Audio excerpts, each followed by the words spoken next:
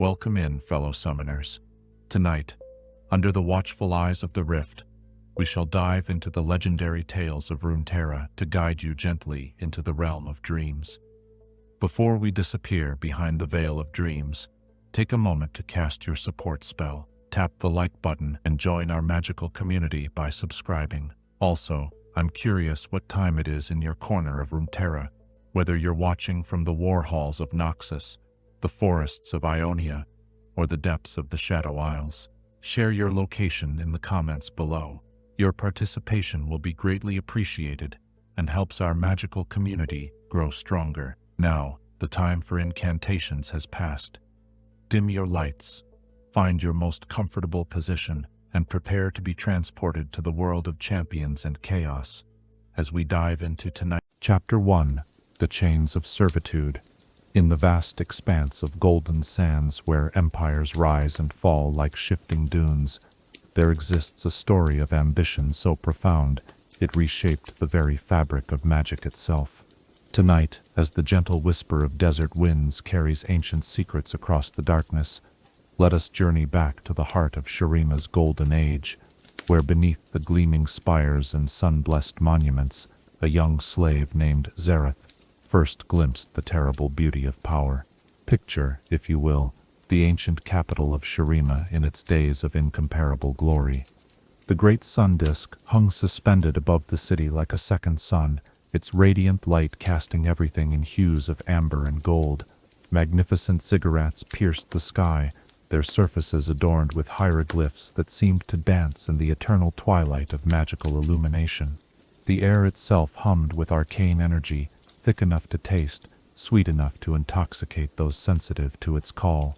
But beneath this paradise of magic and wonder, in the shadowed quarters where the sun's blessing barely reached, lived those who built these marvels with their blood and sweat. Among the countless slaves who toiled in Shurima's greatness was a young man whose true name has been lost to time, known only by the designation given to him by his masters, Xerath, which in the old tongue meant he who shares. How bitterly prophetic that name would prove to be, for he would indeed share, though not in the way his masters intended. From his earliest memories, Xerath knew only the weight of chains, both literal and metaphorical. Born into bondage, he spent his childhood hauling stones for the great monuments, his small hands bleeding as he carved the very hieroglyphs that celebrated the divine right of his oppressors. The iron shackles around his wrists left permanent marks, scars that would remain long after he transcended the need for flesh. But it was not the physical chains that truly bound him. It was the acceptance of his lesserness that his masters sought to forge into his very soul. Yet even in those earliest days, there was something different about this particular slave. While others bent their backs in resigned submission, Xerath's eyes held a spark that no amount of brutality could extinguish. He watched, always watched, as the ascended lords passed by in their radiant glory, their forms crackling with barely contained divine energy. He observed the way magic flowed around them like liquid light, bending reality to their will with gestures as casual as breathing. The first time Xerath truly understood what magic could offer, he was perhaps 12 years old, laboring in the deep excavations beneath the city, where new foundations were being laid for yet another monument to Azir's growing power. The work was dangerous. Cave-ins were common, and slave lives were considered an acceptable cost for imperial progress. On this particular day, as Xerath struggled with a stone far too heavy for his malnourished frame, the unthinkable happened. The ceiling began to crack, ancient supports groaning under the weight of countless tons of sand and stone above. Other slaves scattered in panic, but Xerath found himself trapped, pinned beneath a fallen beam with nowhere to run. As death rushed toward him in an avalanche of crushing stone, something awakened within him. Desperation, perhaps, or the universe's cruel sense of irony. But in that moment of absolute helplessness, Xerath felt the flow of magic for the first time. It was like touching lightning, like drinking starlight, like breathing fire and finding it sweet instead of searing. Energy coursed through his young body, raw and untamed, but somehow recognizable, as if he had been born speaking a language he had never heard. Without understanding how or why, Xerath raised his chained hands and pushed back against the falling stones with pure force of will made manifest. The debris parted around him like water, creating a pocket of safety in the chaos of collapse. When the dust settled and the overseers came to count their losses, they found something unprecedented, a slave who had somehow survived what should have been certain death, standing untouched in a perfect circle of cleared space while devastation surrounded him on all sides. The older slaves whispered of miracles and divine intervention, but Xerath knew better. What had saved him was not the blessing of distant gods, but something far more dangerous, his own potential for power. The overseers, practical men who dealt in flesh and labor rather than mystery, chose to see his survival as mere fortune, a lucky escape, nothing more. They moved him to different work, higher in the tunnels, where such collapses were less likely, and continued to extract their quota of suffering from his days. But Xerath was forever changed by that moment of awakening. He had tasted possibility, and now the chains that bound him seemed less like permanent fixtures and more like temporary inconveniences. In the months that followed, Xerath began to experiment with the strange energy he had touched in his moment of desperation. Late at night, when exhaustion should have claimed him completely, he instead practiced moving small objects with his mind, calling forth tiny sparks of light in the darkness of the slave quarters. Each success was a revelation, each failure a lesson burned into his consciousness. He discovered that emotions could fuel the magic within him. Anger made it surge like wildfire, while focused concentration allowed for precise control. But perhaps most importantly, Xerath began to observe the true structure of Shuriman society with new eyes. He watched as the Ascended moved through their daily routines, noting the casual cruelty with which they regarded those beneath them. He studied the way magic flowed through the great monuments, understanding for the first time that all of this power, all of this divine energy that elevated his masters above mortal concerns, was not truly theirs by right. It was borrowed, channeled through artifacts and rituals, dependent on systems and knowledge that could, theoretically, be learned by anyone with sufficient will and intelligence. This realization was perhaps more dangerous than any magic he might master. For if the power of the Ascended was not inherently divine, if it was merely a matter of knowledge and technique, then what justification existed for the system that kept him in chains? What cosmic law decreed that some should live as gods, while others died as beasts of burden? The questions burned in his mind like brands, growing more insistent with each passing day. Xerath's true education began when he was assigned to work in the great library, copying scrolls and maintaining the vast collection of knowledge that the Ascended hoarded like dragons hoarding gold. His masters saw this as a safe assignment.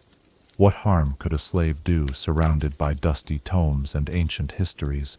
They could not have known that they were placing a starving man in charge of their granary, giving him access to the very knowledge that could transform a slave into something far more dangerous.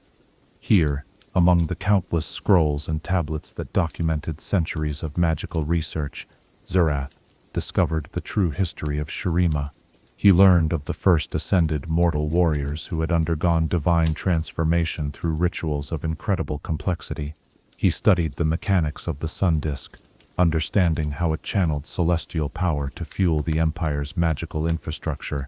Most importantly, he began to comprehend the fundamental truth that his masters had tried so hard to hide, that the difference between slave and ascended was not one of divine favor, but of access to knowledge and power.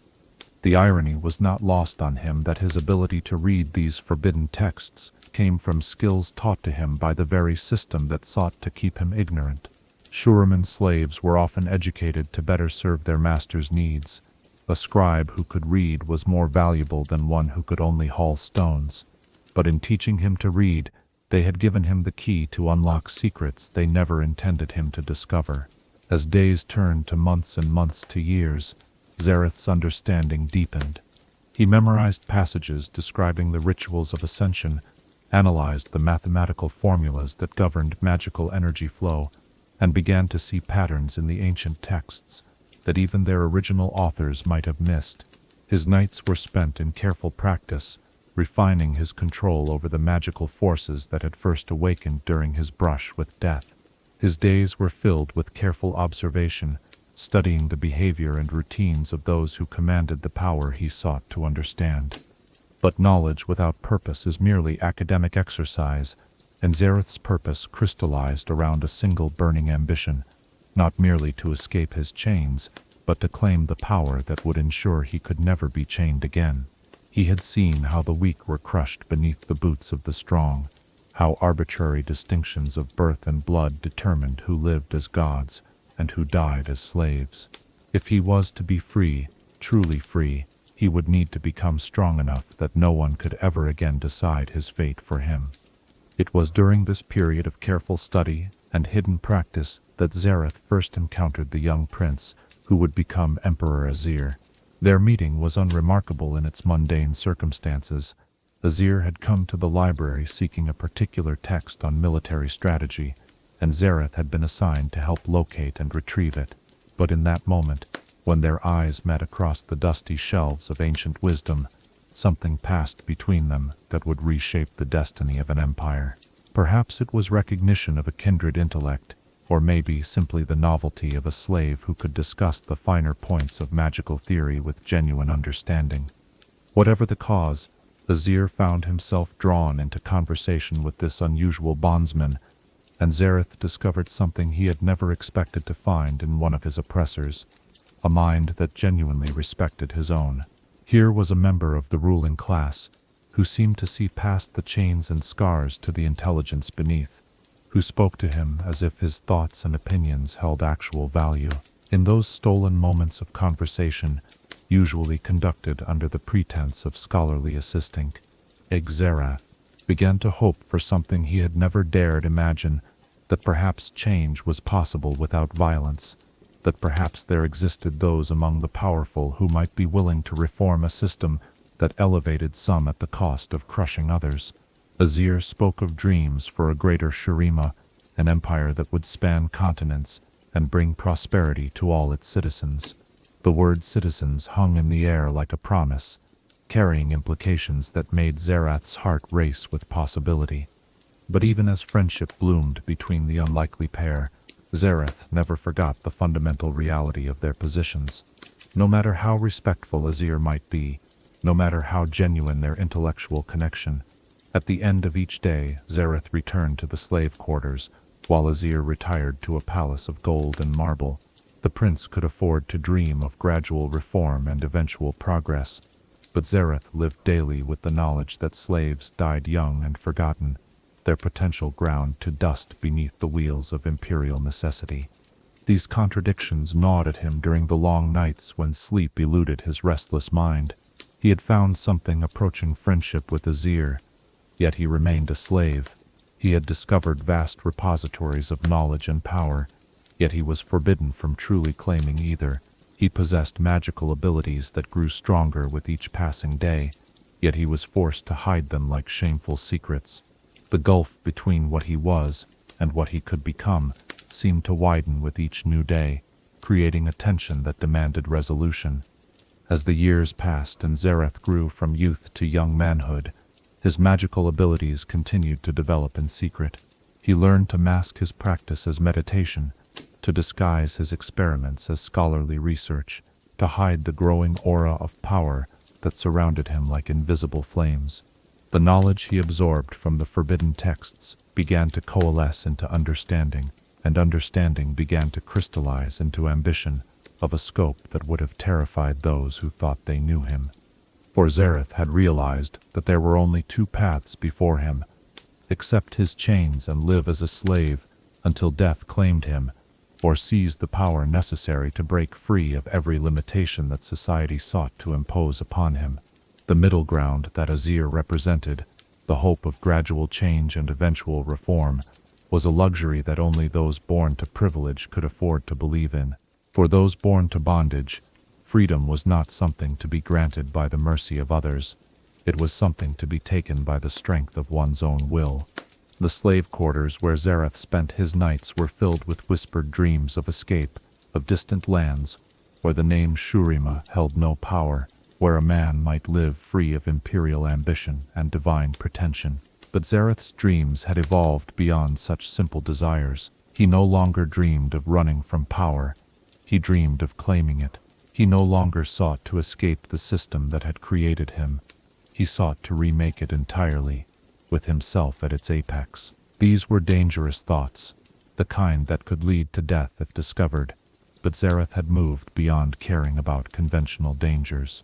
He had touched the infinite during that first awakening in the collapsing tunnel, and everything else seemed pale and temporary by comparison.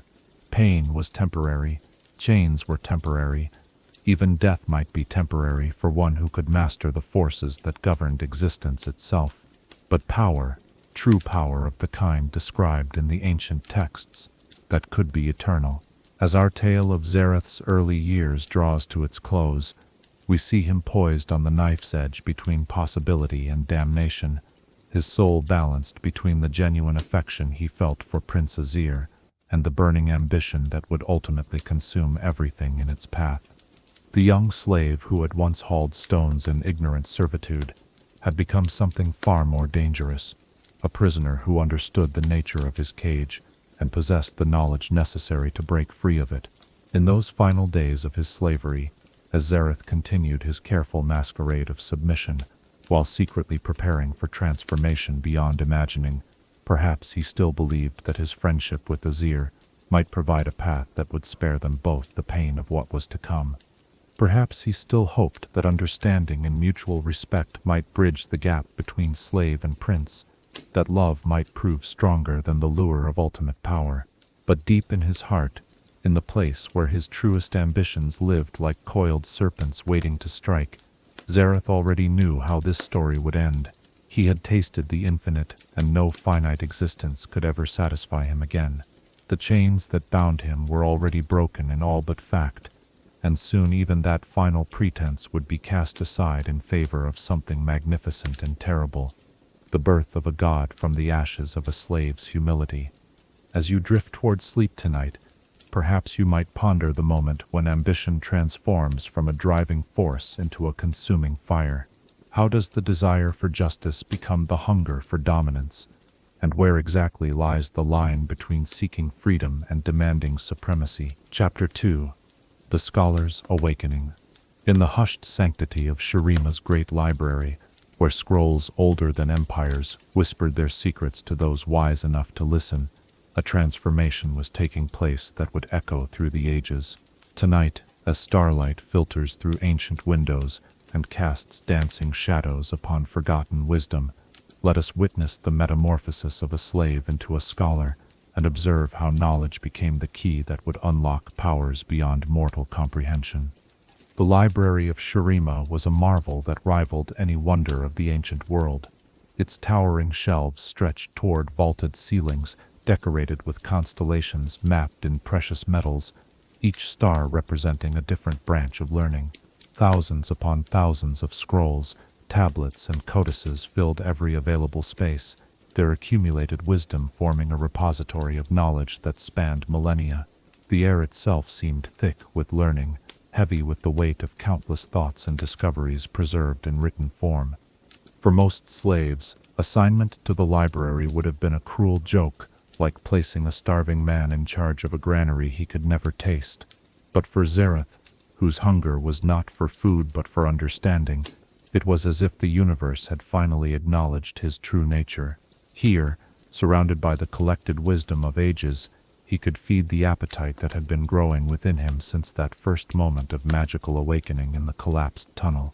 His official duties were simple enough, maintaining the physical condition of the texts, copying worn scrolls onto fresh papyrus, organizing the vast collection according to the intricate cataloging system developed by generations of scholarly slaves. But Xerath approached these tasks with an intensity that puzzled his overseers. Where other slaves performed their duties with the mechanical efficiency of those seeking merely to avoid punishment, Xerath worked with the focused passion of a man pursuing his true calling. Each scroll he copied became an opportunity for deeper understanding. As his hands traced the ancient symbols and his eyes absorbed their meaning, Xerath began to see patterns that had eluded even the original authors. Mathematical formulas describing the flow of magical energy revealed inconsistencies that suggested new possibilities. Historical accounts of successful rituals contained details that, when combined with knowledge from other sources, pointed toward techniques that had never been formally documented. The process of learning was intoxicating in ways that went beyond mere intellectual satisfaction. Each new piece of knowledge seemed to resonate with the magical energy that had awakened within him, creating a feedback loop that strengthened both his understanding and his power. He discovered that comprehension itself was a form of magic, that the act of truly understanding a principle could enhance his ability to manipulate the forces it described. Prince Azir's visits to the library became more frequent as word of the unusual slave's capabilities spread among the scholarly community. What had begun as casual conversations evolved into serious discussions of magical theory, historical precedent, and philosophical implications of power. Azir found in Xerath not just an intelligent companion, but a mind that could challenge his own assumptions and push him toward deeper understanding. These exchanges were precious to both participants, though for different reasons. For Azir, they represented intellectual stimulation of a kind rarely available even to royalty, conversations with someone who possessed both the knowledge and the freedom from political considerations to speak honestly about complex subjects. For Xerath, they offered glimpses into the mindset of those who wielded power, insights into how the ruling class viewed themselves and their responsibilities. But perhaps most importantly, these discussions revealed to Xerath the casual assumptions that underpinned Shuriman's society. Azir spoke of the natural order with the confidence of one who had never questioned his place within it. He discussed the responsibilities of leadership as if they were divinely ordained rather than humanly constructed. He referenced the wisdom of tradition without acknowledging that all traditions had been innovations once, created by those bold enough to challenge the existing order. These conversations planted seeds of understanding in Xerath's mind that would grow into revolutionary insights. He began to see that the power structures he had always accepted as immutable were actually quite fragile, dependent on the continued belief of both rulers and ruled in their legitimacy. The divine right of the Ascended was not a cosmic law, but a social convention, maintained through careful manipulation of symbols, rituals, and beliefs. As his understanding deepened, Xerath's magical abilities continued to evolve in parallel. The raw energy that had first manifested during his brush with death was gradually refined into precise control over increasingly complex phenomena. He learned to manipulate light and shadow, to bend the flow of ambient magical energy, to perceive the invisible currents that connected all things in an intricate web of cause and effect. His practice sessions, conducted in secret during the deep hours of night, when even the most diligent overseers slept, became elaborate experiments in the application of theoretical knowledge. He tested the principles described in ancient texts, verified the mathematical relationships that governed magical phenomena, and began to develop his own innovations based on combinations of established techniques. The library's collection included texts from every era of Shuriman history, and Xerath devoured them all with equal hunger. He studied the accounts of the first ascension ceremonies, analyzing the precise wording of the incantations and the geometric patterns of the ritual circles. He memorized the genealogies of the ascended bloodlines, understanding for the first time that divine favor was often simply inherited privilege dressed in religious language. Most fascinating of all were the texts that dealt with the nature of the sun disk itself, the great artifact that channeled celestial power to fuel Shuriman's magical infrastructure. The official histories portrayed it as a gift from the sun itself, a divine blessing bestowed upon the worthy. But older texts, written before the full development of imperial mythology, suggested a more complex reality. These ancient sources described the sun disk as a feat of magical engineering, created by mortal hands using techniques that had been refined over generations of careful experimentation.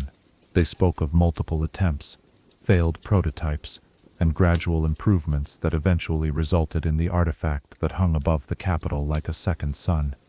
Most tellingly, they suggested that the disk's power was not truly divine, but rather a method of concentrating and focusing natural magical energies that existed throughout Runeterra. This revelation was perhaps more dangerous than any weapon Xerath might have obtained. If the source of the Ascendant's power was not divine favor, but technological achievement, then it could theoretically be replicated, improved upon, or even surpassed by anyone with sufficient knowledge and skill. The Empire's foundation was not unshakable divine mandate, but merely the temporary advantage of possessing superior magical technology. Xerath's research expanded beyond the official collections to include texts that were stored in restricted sections, accessible only to the highest-ranking scholars and members of the imperial family.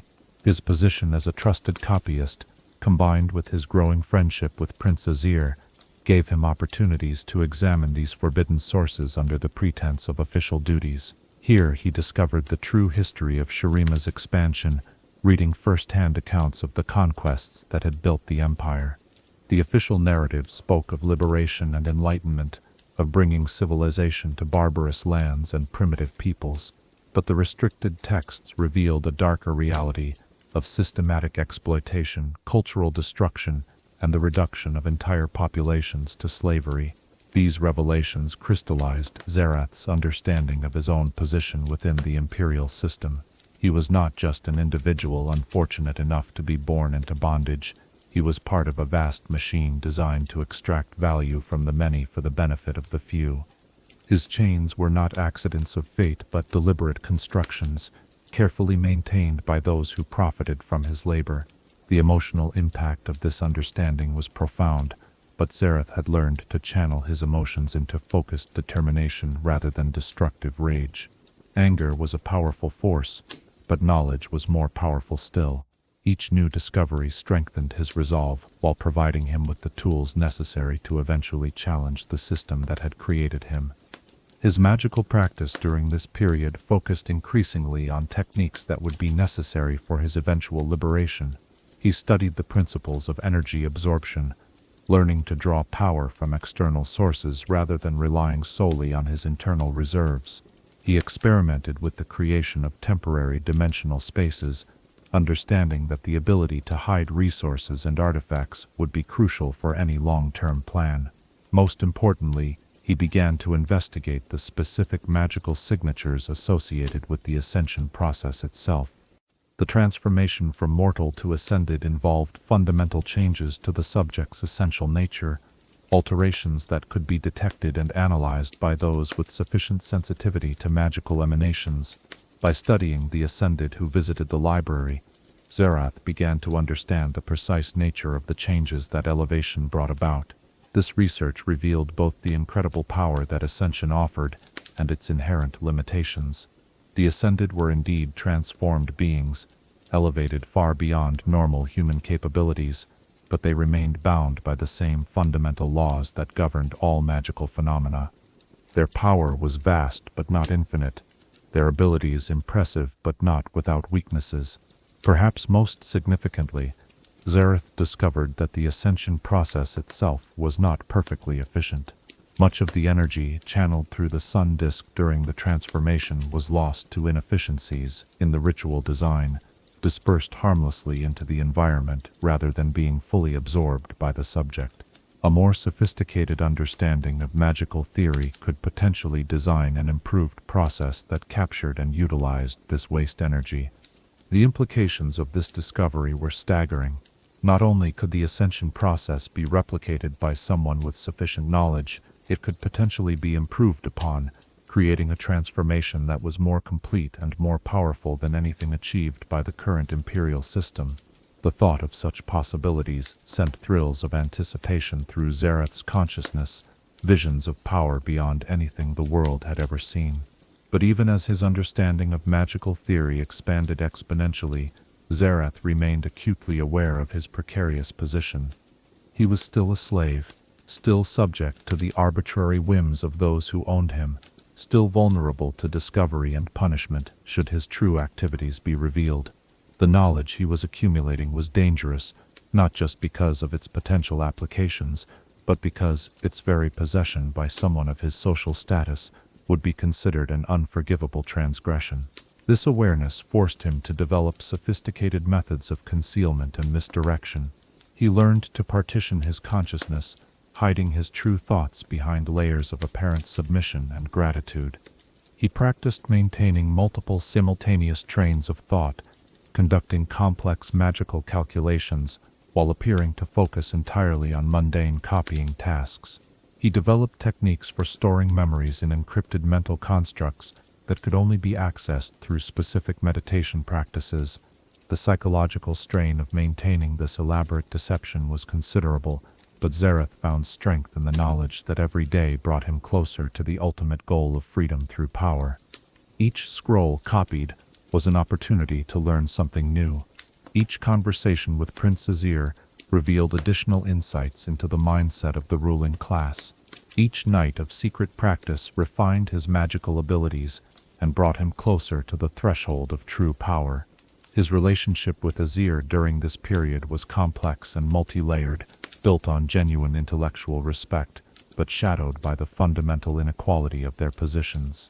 Azir clearly valued their exchanges and seemed to regard Xerath as something approaching a friend, but he remained oblivious to the deeper currents of ambition and resentment that flowed beneath the surface of their conversations. For his part, Xerath found himself torn between genuine affection for the prince and growing impatience with his naive assumptions about the nature of power and justice. Azir spoke eloquently of reform and progress, of gradually improving conditions for the Empire's slaves, and eventually perhaps eliminating the institution entirely.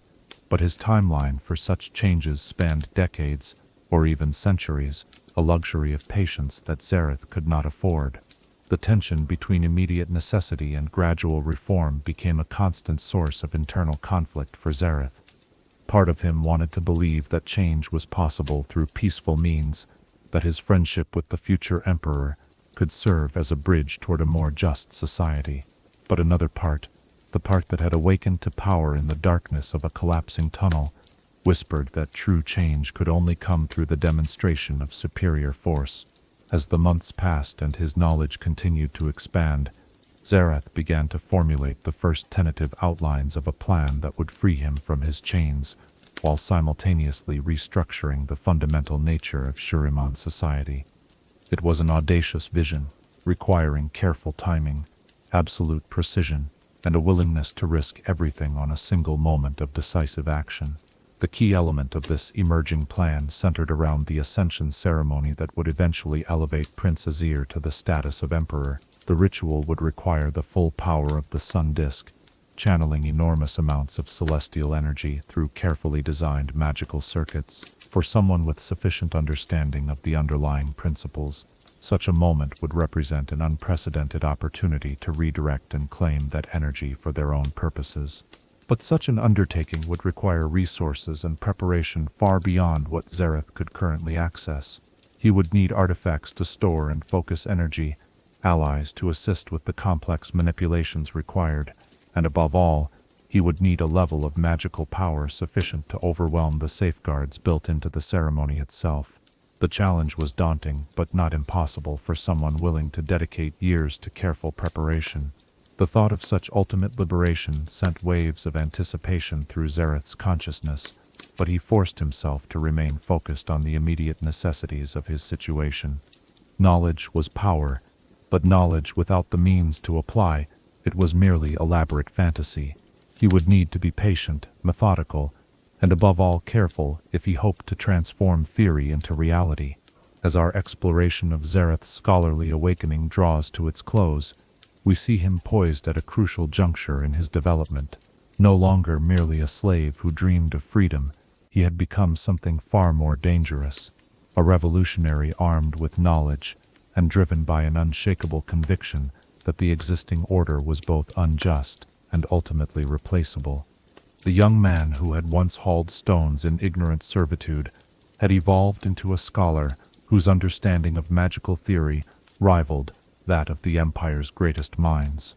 But more than that, He had developed a vision of what power could be when freed from the arbitrary limitations of birth and social position.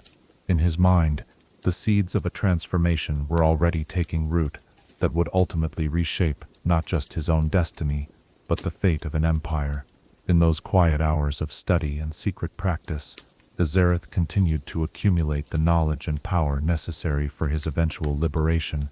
Perhaps he still believed that his goals and Azir's dreams of reform might somehow be reconciled. Perhaps he still hoped that understanding could bridge the gap between their different visions of what Shurima could become.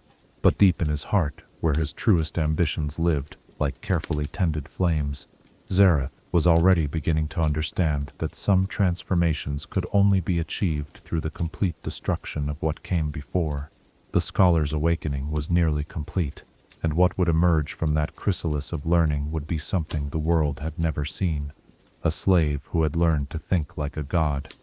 As you settle into the gentle embrace of sleep tonight, consider how knowledge shapes not just our understanding of the world, but our sense of what is possible within it. How does learning change not just what we know, but who we believe ourselves capable of becoming? Chapter 3. The Golden Friendship. Beneath the eternal radiance of Shurima's golden age, where the sun disk cast its blessing upon marble halls and crystalline spires, an unlikely bond flourished between two souls destined to reshape the world. Tonight, as shadows lengthen and memories stir like desert winds across ancient sands, let us witness the birth and growth of a friendship so profound it would become the foundation upon which an empire would both rise to its greatest heights and fall to its most tragic depths. The friendship between Prince Azir and the slave known as Xerath began, as many profound connections do, with a moment of unexpected recognition. In the hushed sanctity of the great library, amid towers of scrolls containing the accumulated wisdom of ages, two brilliant minds discovered in each other something they had never found elsewhere. True intellectual equality. What started as casual conversations about scholarly matters gradually deepened into something far more significant, a bond that transcended the artificial barriers of birth and social position. For Prince Azir, heir to the throne of the greatest empire Runeterra had ever known, Xerath represented something precious and rare, a companion who valued him for his mind rather than his title. In a world where every word spoken to him was carefully calculated to curry favor or advance political agendas, Xerath's honest opinions and genuine intellectual challenges were like water to a man dying of thirst. Here was someone who would argue with him about magical theory, who would point out flaws in his reasoning, who treated his ideas as thoughts worthy of examination rather than pronouncements to be accepted without question. The prince had grown up surrounded by flattery and deference, educated by tutors who praised his every insight while carefully steering him away from concepts that might prove troublesome to the established order. His formal education had been comprehensive but constrained, designed to prepare him for rulership while ensuring he never questioned the fundamental assumptions upon which that rulership rested. In Xerath, he found a teacher who operated under no such limitations, someone whose understanding of magical principles had been forged through genuine curiosity rather than political necessity. For Xerath, the friendship offered something equally precious but far more dangerous, a window into the mind of power itself.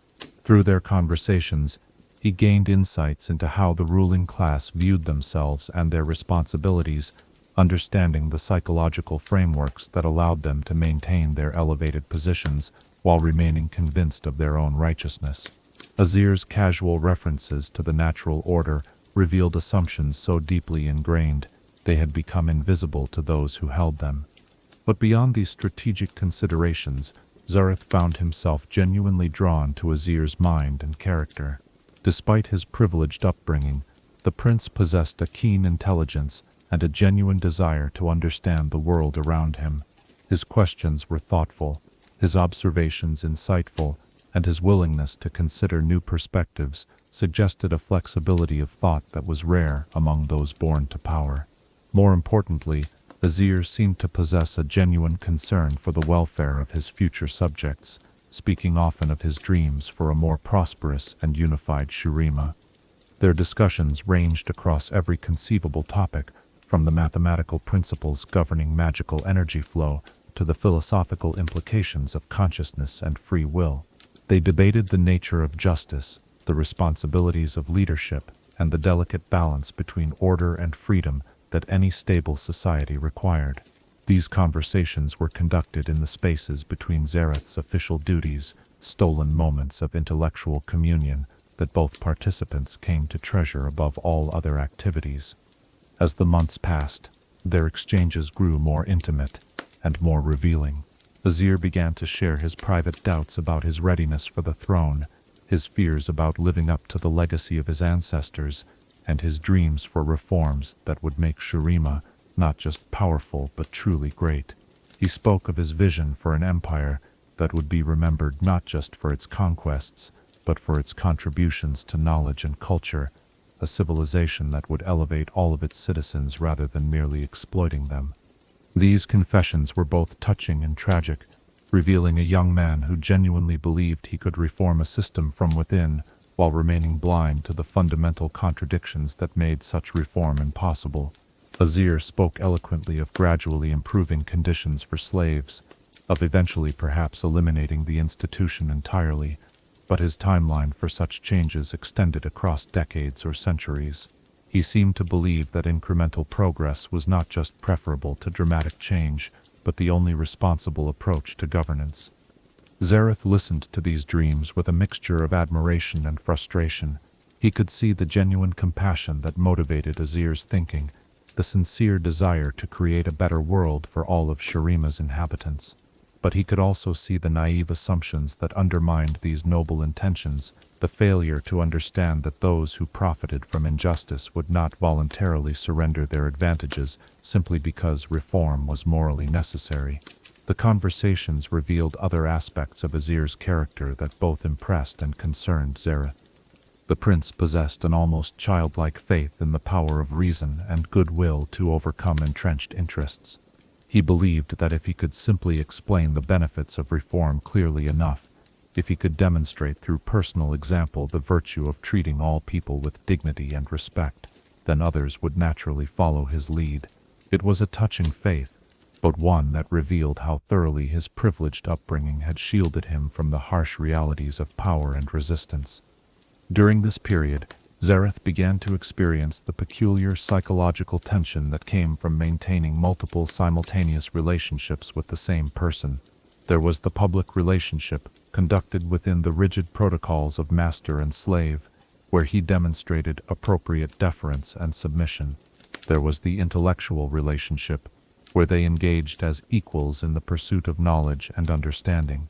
And increasingly, there was something approaching genuine friendship, moments of connection that transcended all social barriers and touched upon the fundamental humanity they shared. This complexity was both enriching and exhausting, requiring constant vigilance to maintain the appropriate demeanor for each context. A casual comment that would be perfectly acceptable during a private discussion of magical theory could be treasonous if overheard by the wrong ears during a formal interaction. Xerath learned to read the subtle cues that indicated which version of their relationship was currently in effect, adapting his behavior accordingly, while maintaining the continuity of their deeper connection. The friendship also provided Xerath with unprecedented access to information about the inner workings of the imperial government. Azir, perhaps lonely in his elevated position, and grateful for a confidant who sought nothing from him beyond intellectual companionship, began to share details about palace politics, upcoming ceremonies, and long-term strategic planning. These conversations were treasure troves of intelligence that would prove invaluable for anyone planning to challenge the existing power structure. Through Azir's casual comments, Xerath learned about the elaborate preparations being made for the prince's eventual ascension ceremony, the ritual that would transform him from mortal heir into divine emperor. The process was far more complex than the official accounts suggested, requiring months of preparation, the alignment of celestial bodies, and the coordination of dozens of high-ranking mages and priests. Most importantly, he learned that the ceremony would channel the full power of the sun disk, concentrating more magical energy in a single location than had ever been attempted before. This information crystallized Xerath's understanding of the opportunity that awaited him. The Ascension ceremony would represent a moment of unprecedented vulnerability for the Imperial system, a time when vast amounts of power would be flowing through carefully controlled channels. For someone with sufficient knowledge and preparation, it would be possible to intercept and redirect that energy, claiming for himself the divine transformation that was meant for another. But such knowledge came with its own burden of moral complexity. The more Xerath learned about Azir's plans for reform, the more he was forced to confront the possibility that his friend might actually succeed in creating the more just society they both desired. Perhaps patience and gradual change were indeed preferable to the violent upheaval that would inevitably accompany any attempt to seize power directly. Perhaps there was a path forward that would achieve his goals without requiring him to betray the trust of the one person who had ever treated him as an equal. These internal conflicts created a strange duality in Xerath's emotional life. During their conversations, he found himself genuinely hoping that Azir's optimistic vision might prove achievable, that friendship and mutual respect could indeed bridge the gap between their different positions in society. But during his solitary hours of magical practice and theoretical research, the cold logic of power relationships reasserted itself, reminding him of the countless slaves who had died waiting for reform that never came. The friendship also began to change Azir, in subtle but significant ways. Exposure to Xerath's perspective on imperial policies forced him to confront uncomfortable truths about the system he was destined to inherit. He began to ask more probing questions about the necessity of slavery, the justice of Shurima's expansion policies, and the true costs of imperial grandeur. These questions sometimes put him at odds with his other advisors, who viewed such concerns as dangerous distractions from the practical business of governance. More than once, Azir's public statements reflected ideas and principles that had clearly originated in his private conversations with Xerath. He spoke of the inherent dignity of all people, of the Empire's responsibility to protect the weak as well as reward the strong, of the true measure of greatness being found in the welfare of the humblest citizen rather than the grandeur of the palace. These pronouncements were generally well received by the common people, but created unease among the nobility, who correctly recognized them as challenges to the traditional justifications for their privileged positions. Xerath watched these developments with a mixture of pride and apprehension. On one hand, he was gratified to see his ideas taking root in the mind of the future emperor, evidence that his influence was already beginning to reshape the thinking of those in power. On the other hand, he recognized that such changes also made Azir a target for those who preferred the status quo, potentially undermining his ability to implement reforms, even after his ascension to the throne. The political implications of their friendship were not lost on either participant, though they dealt with these concerns in characteristically different ways. Azir, with the confidence of one born to power, seemed to believe that his royal prerogatives would protect him from serious challenge, that his eventual authority as emperor would be sufficient to overcome any resistance to his reform agenda. Xerath, with the wariness of one born to powerlessness, understood that established interests would not yield to moral arguments alone, that meaningful change would require the kind of leverage that only superior power could provide. As the seasons passed and their bond continued to deepen, both friends found themselves shaped by the relationship in ways that would have profound consequences for the future of Shurima. Azir's thinking became more sophisticated and more humane, influenced by exposure to perspectives that his formal education had never provided.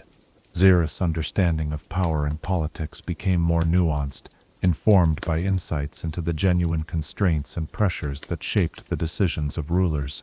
Yet even as their intellectual and emotional connection grew stronger, the fundamental inequality of their positions remained an insurmountable barrier to true friendship.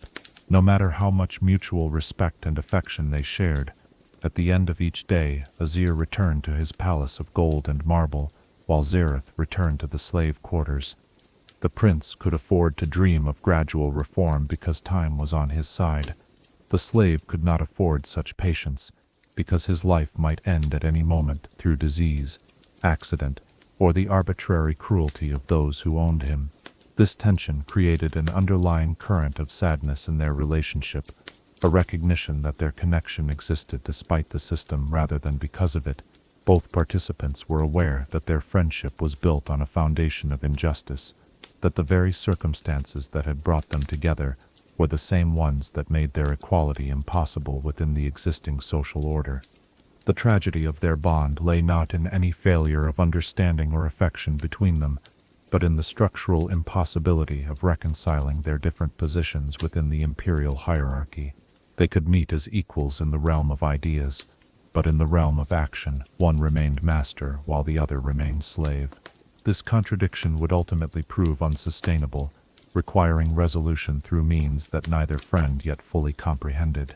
As our exploration of their golden friendship draws toward its close, we see two brilliant minds united by mutual respect and genuine affection, yet divided by circumstances beyond either one's individual control. In their conversations and shared discoveries, in their debates and moments of quiet understanding, lay the seeds of both greatness and tragedy, the potential for transformation that could elevate an empire or destroy it entirely.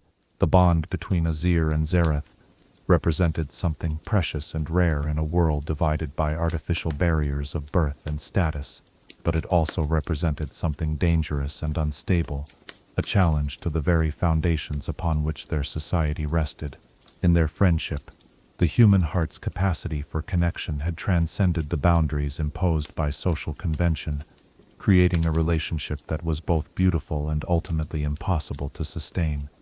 In those final days of innocence, before ambition and necessity would force them onto divergent paths, perhaps both friends still believed that their bond was strong enough to overcome any obstacle, that love and understanding could indeed transform the world without destroying it.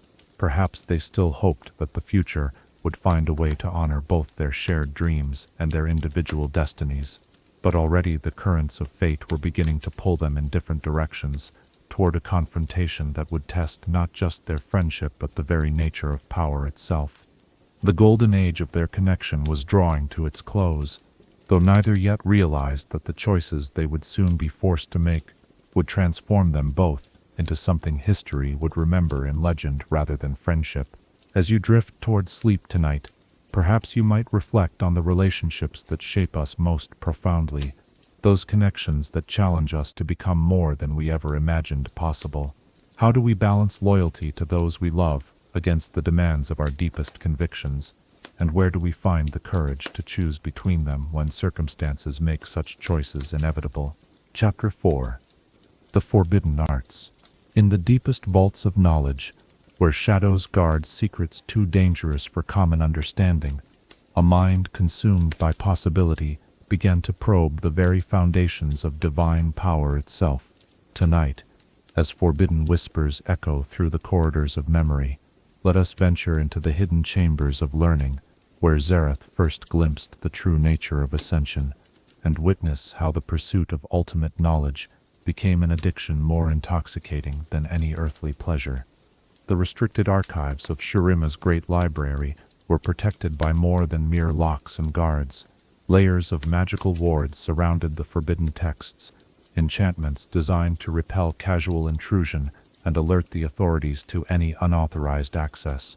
These protections had been crafted by master mages over the course of centuries, each layer added to address new threats and close loopholes discovered by previous generations of knowledge seekers.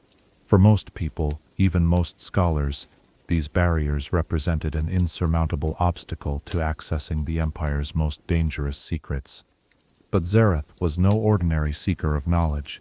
His friendship with Prince Azir had provided him with opportunities to study these protective measures during legitimate research sessions, noting their patterns and analyzing their weaknesses. His growing magical abilities allowed him to perceive the subtle energy flows that powered the ward networks, understanding their logic with the clarity of one who had internalized the fundamental principles they employed. Most importantly, his position as a trusted copyist had given him access to maintenance records that detailed the precise specifications of each protection layer. The first time Xerath successfully penetrated the restricted archives, his hands trembled not with fear, but with anticipation. Here, hidden away from the eyes of all but the most privileged scholars, lay the true history of Shurima's magical development. These were not the sanitized accounts provided for general consumption, but the raw research notes, failed experiments, and theoretical speculations that had led to the Empire's current mastery of Ascension magic. The texts were written in an archaic form of High Shuriman, dense with technical terminology and cross-references to other forbidden works. Reading them required not just linguistic skill but deep familiarity with magical theory, as the authors had assumed their audience would consist entirely of master practitioners. For someone of Xerath's caliber, however, these challenges were merely obstacles to be overcome through careful study and methodical analysis. What he discovered in those midnight hours of secret reading fundamentally altered his understanding of the nature of power itself. The official histories portrayed Ascension as a divine blessing, granted to worthy mortals through the beneficence of celestial forces channeled through the sun disk. But the forbidden texts revealed a far more complex reality, describing Ascension as an intricate magical process that could be understood, refined, and potentially replicated by anyone with sufficient knowledge and resources. The earliest documents detailed the theoretical work that had preceded the construction of the sun disk, centuries of research into the nature of divine energy, and the mechanisms by which it could be harnessed for mortal purposes. These ancient scholars had not been content to wait for divine favor. They had sought to understand the underlying principles that governed the relationship between celestial power and earthly transformation. Xerath read accounts of failed experiments that had cost dozens of lives, prototypes that had exploded with devastating force, and gradual refinements that had slowly improved the safety and effectiveness of the ascension process. He studied mathematical formulas describing energy flow rates, detailed diagrams of ritual circle geometry, and precise measurements of the celestial alignments required for optimal power transfer. Most revelatory of all were the personal journals of the master artificers who had designed and constructed the sun disk itself. These private accounts, never intended for publication, revealed the true scope of the project and the enormous challenges that had been overcome through mortal ingenuity rather than divine intervention. The sun disk was not a gift from the heavens, but a triumph of magical engineering, an artificial star created through techniques that could theoretically be reproduced by any civilization with sufficient knowledge and resources. But perhaps the most dangerous knowledge contained within these forbidden texts concerned the inefficiencies inherent in the current ascension process.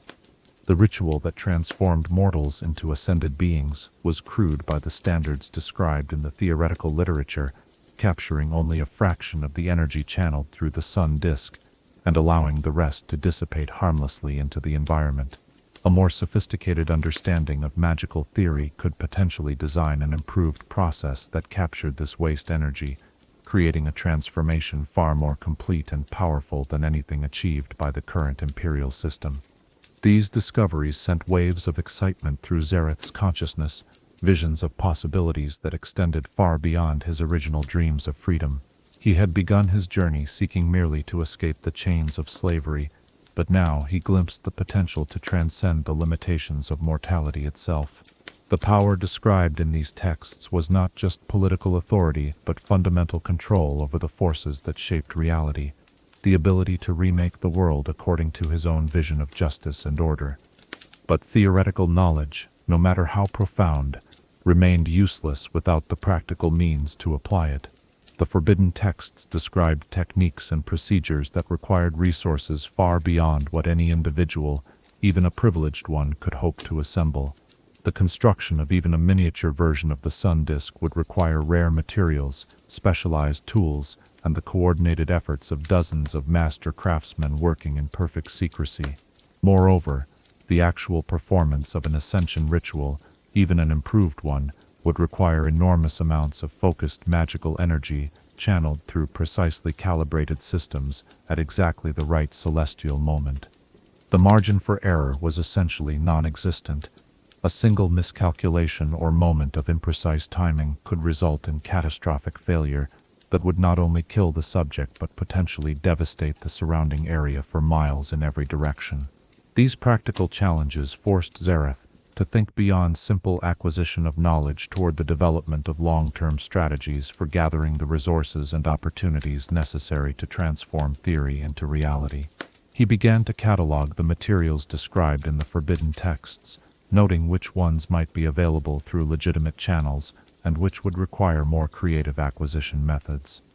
He studied the personnel records of the Empire's master craftsmen, identifying those whose skills would be essential for any complex magical construction project. Most importantly, he began to focus his attention on the existing infrastructure that supported Shurima's current ascension capabilities. Rather than attempting to build entirely new systems from scratch, it might be possible to modify or redirect existing ones for his own purposes. The sun disk itself, with its vast accumulated power and sophisticated energy management systems, represented the ultimate prize for anyone seeking to achieve ascension through unauthorized means. This line of thinking led Xerath to a disturbing but compelling realization: the most efficient path to ascension might involve hijacking Prince Azir's own transformation ceremony. The ritual that would elevate his friend to divine status would channel more concentrated magical energy than had ever been assembled in a single location, creating a moment of unprecedented opportunity for someone with the knowledge and preparation necessary to intercept and redirect that power.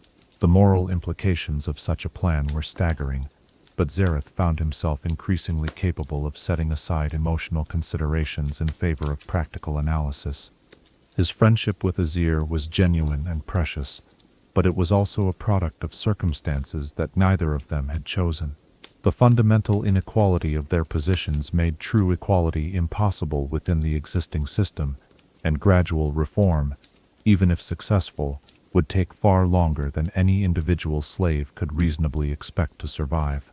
From this perspective, seizing Azir's ascension energy would not be a betrayal of their friendship, but rather a completion of it, a transformation that would finally allow them to meet as true equals. An ascended Xerath would possess the power necessary to implement the reforms they had discussed, creating the just society that Azir dreamed of, but lacked the leverage to achieve through conventional means. These rationalizations were seductive but incomplete, failing to address the harsh reality that Azir might not survive having his ascension energy stolen at the moment of transformation.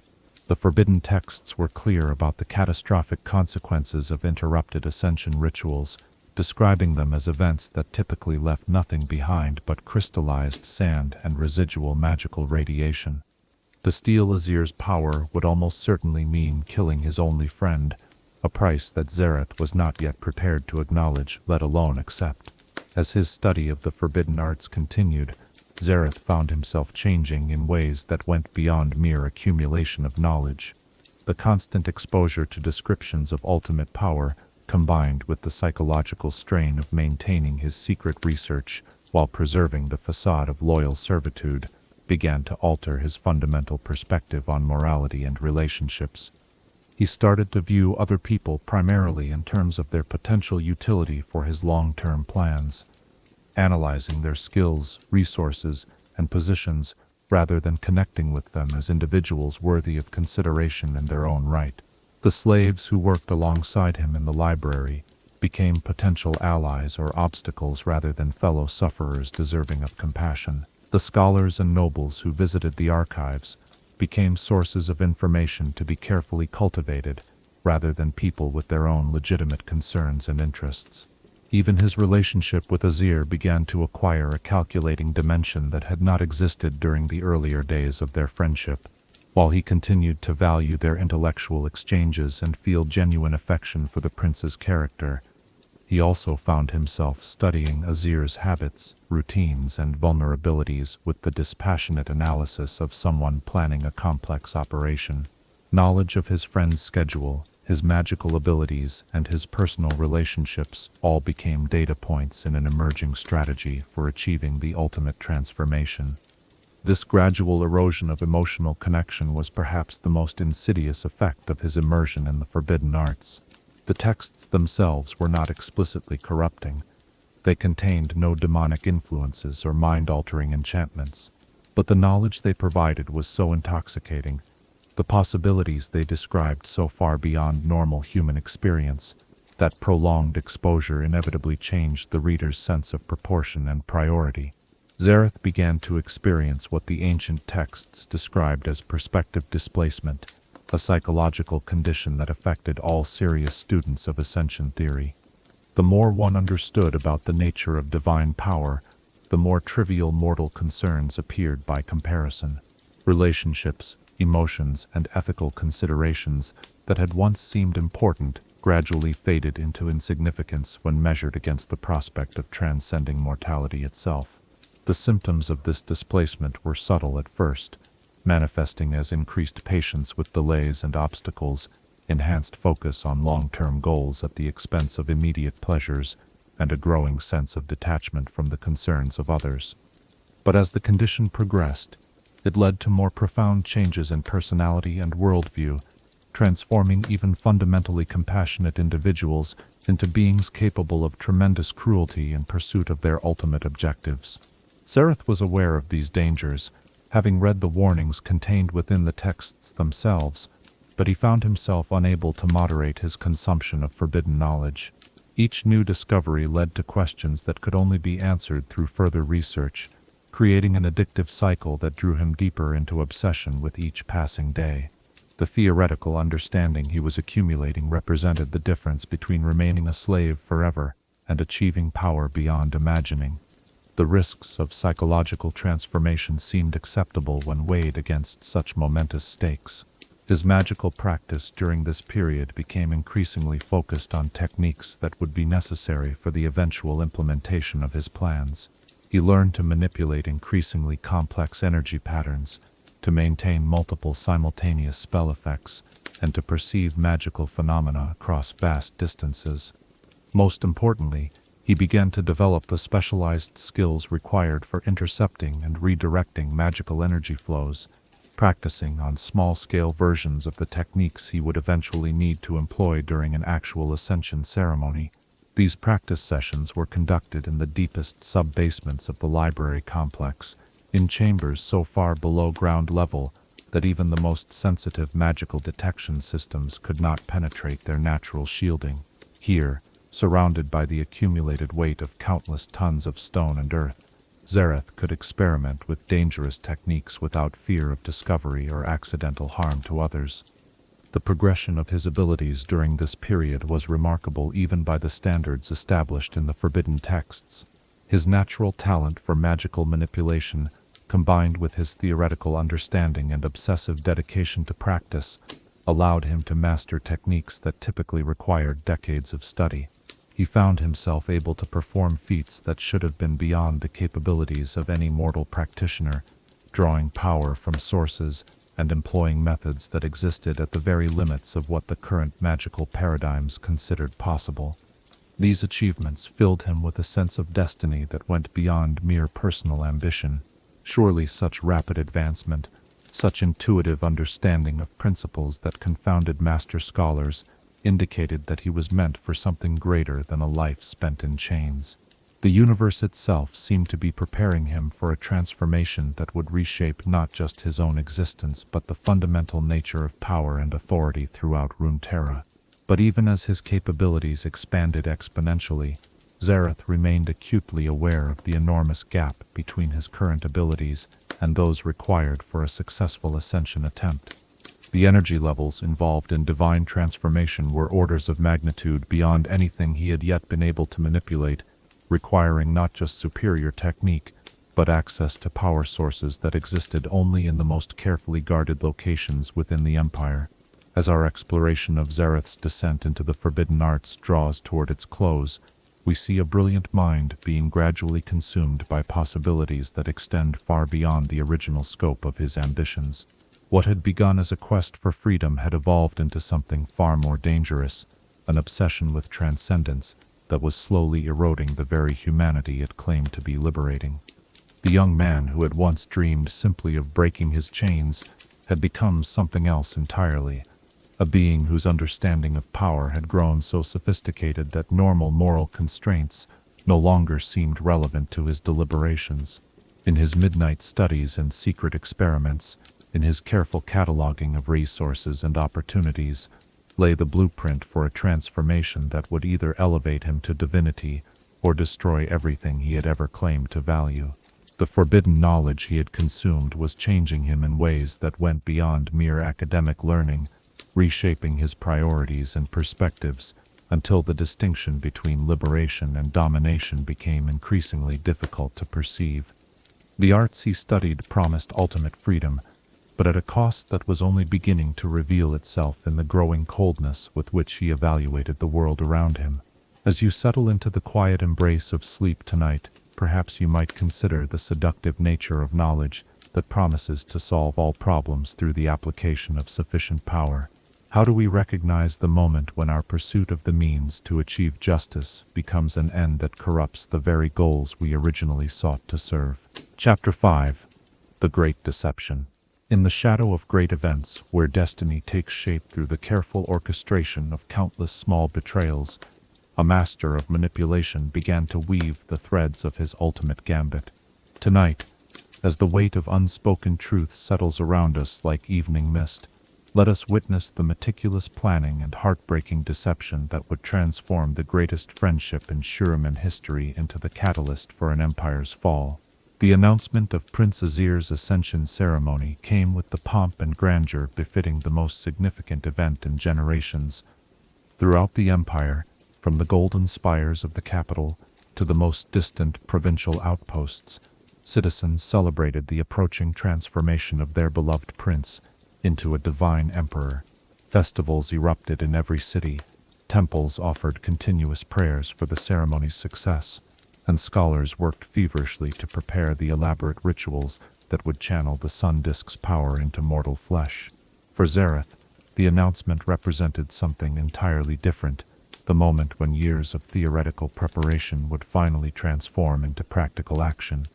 Everything he had studied, every technique he had mastered, every resource he had carefully catalogued, would now be brought together in service of a plan so audacious that its very conception would have been considered madness by anyone who did not share his comprehensive understanding of Ascension magic. The official timeline for the ceremony provided Xerath with crucial information about the scope of his opportunity. The preparations would require 6 months of intensive work, beginning with the alignment of celestial observation equipment and progressing through increasingly complex magical calibrations that would culminate in the moment of transformation itself. Each phase of preparation would provide him with opportunities to introduce subtle modifications that would serve his ultimate purpose while remaining invisible to even the most experienced practitioners. But the success of his plan would depend on far more than technical expertise. The Ascension ceremony would be attended by every master mage in the Empire, watched by thousands of nobility and high-ranking officials, and protected by security measures that had been refined over centuries of imperial tradition. To successfully redirect the ceremony's energy flows without being detected would require not just magical skill, but a level of deception and misdirection that challenged even Xerath's considerable abilities. The first phase of his preparations involved establishing the logistical foundation necessary for such an enormous undertaking. He began to cultivate relationships with key personnel involved in the ceremony's preparation, presenting himself as an enthusiastic supporter, eager to contribute whatever assistance might be needed. His reputation as Prince Azir's trusted scholarly companion opened doors that would have remained closed to any ordinary slave, providing him with access to information and resources that were essential for understanding the ceremony's true complexity. Through careful questioning and strategic volunteering for research tasks, Xerath gradually assembled a comprehensive understanding of every aspect of the planned ritual. He learned the precise positioning of the energy-focusing crystals, the timing of each incantation phase, and the specific roles that would be played by each of the dozens of mages and priests involved in the ceremony. Most importantly, he identified the critical moments when the energy flows would be most vulnerable to redirection, the brief windows of opportunity when a sufficiently skilled practitioner could intercept the power meant for another. The psychological challenge of maintaining his deception during this period was enormous. Each conversation with Azir about the upcoming ceremony felt like a betrayal. Each expression of excitement about the prince's approaching transformation a lie that burned in his throat like acid. The friendship that had once been his greatest source of joy became a constant reminder of the terrible choice he was making, the price he was prepared to pay for the power to reshape the world according to his vision of justice. But Xerath had learned to compartmentalize his emotions, separating his genuine affection for Azir from the cold calculations required by his ultimate objective. He told himself that what he planned was not truly a betrayal, but rather a completion of their friendship's deepest purpose, a transformation that would finally allow them to work together as equals in creating the better world they both desired. The fact that Azir might not survive the redirection of his ascension energy was a tragic necessity, but not one that should be allowed to prevent the implementation of necessary change. The technical aspects of his preparation were staggeringly complex, requiring the secret construction of artifacts and the careful modification of existing magical infrastructure without alerting the ceremony's other participants to his activities. Xerath spent countless nights in the deep workshops beneath the palace complex, using his legitimate access to research materials as cover for the creation of specialized tools that would be essential for his plan's success. The most crucial of these was a personal focusing device that would allow him to channel and contain the enormous energies he intended to steal during the ceremony. The artifact's construction required materials so rare and techniques so esoteric that their acquisition and application stretched even his considerable resources to their limits. Each component had to be obtained through different channels, assembled in separate locations, and tested under conditions that would not reveal their true purpose to any potential observers. Parallel to these technical preparations, Xerath began the delicate process of positioning himself within the ceremony's organizational structure in ways that would provide him with the access and authority necessary to implement his plan. He volunteered for increasingly responsible roles in the preparation process, demonstrating such exceptional competence and dedication that his supervisors began to rely on him for tasks that would normally be reserved for much more senior personnel. This gradual assumption of responsibility was perhaps the most psychologically difficult aspect of his deception. The trust that his colleagues placed in him, the respect they showed for his expertise, and the genuine camaraderie that developed among the ceremony's preparation team all served as constant reminders of the betrayal he was planning. These were good people, dedicated servants of the Empire, who believed they were working toward a moment of unprecedented glory and celebration. None of them deserved the chaos and destruction that would inevitably follow the successful implementation of his plans, but Xerath had progressed beyond the point where such considerations could deter him from his chosen course. The forbidden knowledge he had absorbed had fundamentally altered his perspective on morality and consequence, allowing him to view individual suffering as an acceptable cost for the achievement of greater goals. The Empire's current structure was unjust and unsustainable. If violence and chaos were required to replace it with something better, then such costs were simply the price of necessary progress. His interactions with Prince Azir during this period became exercises in carefully controlled duplicity that tested the very limits of his emotional endurance. The prince's excitement about his approaching transformation, his gratitude for Xerath's assistance with the preparations, and his obvious anticipation of the reforms he would finally be able to implement as an ascended emperor, all served as constant reminders of the friendship that was about to be sacrificed on the altar of transcendent ambition. Azir spoke often during this time about his plans for the Empire's future, sharing dreams and aspirations that revealed the depth of his genuine concern for his subjects' welfare. He described his vision of a Shurima, where slavery would be gradually eliminated, where merit rather than birth would determine social position, and where the Empire's vast resources would be directed toward the betterment of all citizens rather than the enrichment of a privileged few. These conversations were both inspiring and heartbreaking, revealing the nobility of spirit that had first drawn Xerath to Azir, while simultaneously demonstrating the naive assumptions that made such reforms impossible within the existing power structure. The prince genuinely believed that moral authority and good intentions would be sufficient to overcome centuries of entrenched privilege and systematic exploitation. He failed to understand that those who profited from injustice would not yield to reason and persuasion, that meaningful change would require the kind of leverage that only superior power could provide. Xerath listened to these dreams with a mixture of admiration and pity, recognizing both their moral beauty and their practical impossibility. Azir's vision of gradual reform was appealing in its gentleness, but it ignored the harsh reality that slaves died young and forgotten, that every day of delay meant countless additional lives lost to a system that treated human beings as disposable resources. The prince could afford to think in terms of decades or centuries because time was on his side. For those born to bondage, such patience was a luxury that circumstances did not permit. As the ceremony's date approached, and the intensity of preparations increased exponentially, Xerath found himself operating at the very limits of his physical and emotional endurance. The maintenance of his various deceptions, the completion of his technical preparations, the careful positioning of all necessary resources required a level of sustained focus and energy that left him exhausted in ways that went far beyond mere physical fatigue. The weight of impending betrayal seemed to press down upon him like a physical force, making even simple interactions with others feel like enormous efforts of will. He began to experience symptoms that the forbidden texts had warned him about: emotional numbing, perspective distortion, and a growing sense of detachment from the concerns and relationships that had once provided meaning to his existence.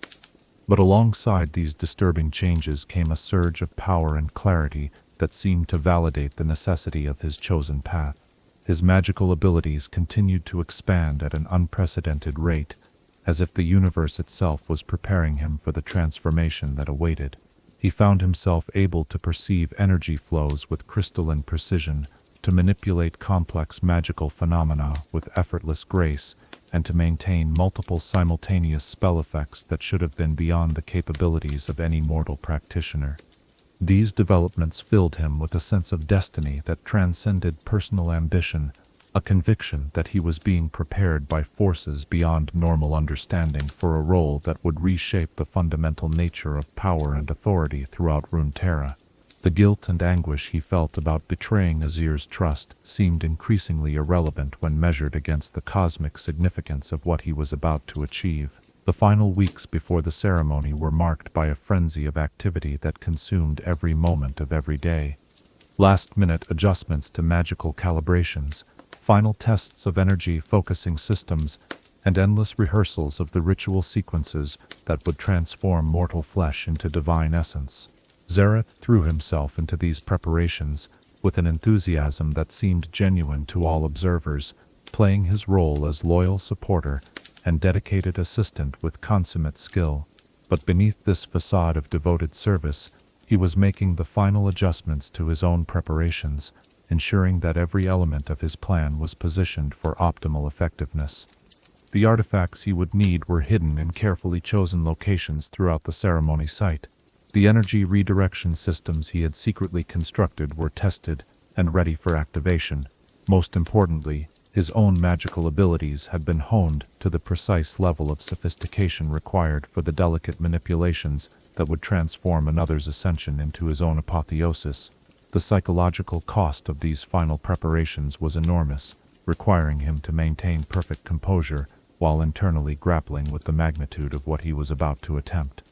The friendship that had sustained him through years of bondage and study was about to be sacrificed for the chance to transcend every limitation that circumstances had imposed upon him. The trust that others had placed in him was about to be rewarded with betrayal on a scale that would reshape an empire. But Xerath had progressed beyond the point where emotional considerations could alter his determination to proceed.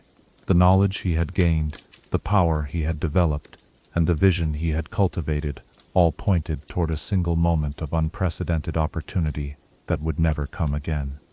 To hesitate now would be to accept permanent servitude, to abandon not just his own liberation but the possibility of creating the just society that he and Azir had dreamed of together. As the final day approached and the last preparations were completed, Xerath stood at the threshold of a transformation that would either elevate him to divinity or destroy everything he had ever claimed to value. The great deception was nearly complete. the stage set for a betrayal that would echo through history as one of the most audacious and terrible acts ever contemplated by mortal ambition. In those final hours before the ceremony, as he made his last adjustments and prepared his mind for the ordeal ahead, perhaps Xerath still hoped that some miraculous intervention might provide an alternative path, some way to achieve his goals without destroying his friendship with Azir. Perhaps he still believed that understanding and forgiveness might somehow bridge the gap between betrayer and betrayed once the transformation was complete.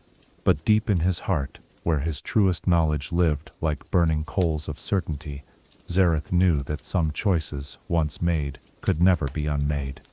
The path he had chosen led inexorably toward a moment of decision that would transform him into either a god or a monster, with no possibility of remaining merely human.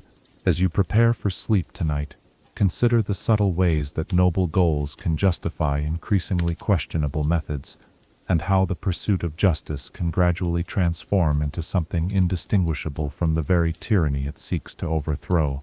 At what point does the desire to create a better world become an excuse for abandoning the moral principles that made such a world worth creating in the first place?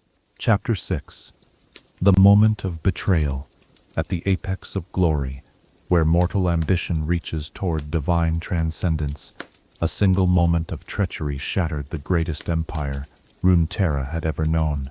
Tonight, as the silence between heartbeats holds the weight of eternity, let us witness the culmination of years of preparation and deception. The instant when friendship was sacrificed upon the altar of ultimate power, and observe how a single act of betrayal transformed paradise into ruin. The morning of the Ascension ceremony dawned with an ethereal beauty that seemed to promise the beginning of a new golden age for Shurima.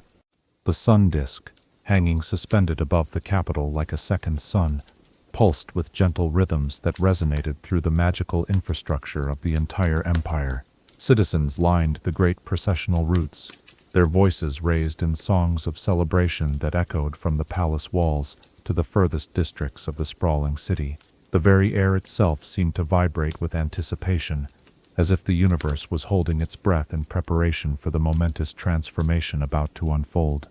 Within the ceremonial chamber at the heart of the palace complex, the final preparations proceeded with clockwork precision honed through months of meticulous rehearsal. Master mages moved through their assigned positions with the fluid grace of dancers, each gesture carefully choreographed to contribute to the greater symphony of magical forces that would soon elevate Prince Azir beyond the limitations of mortal flesh.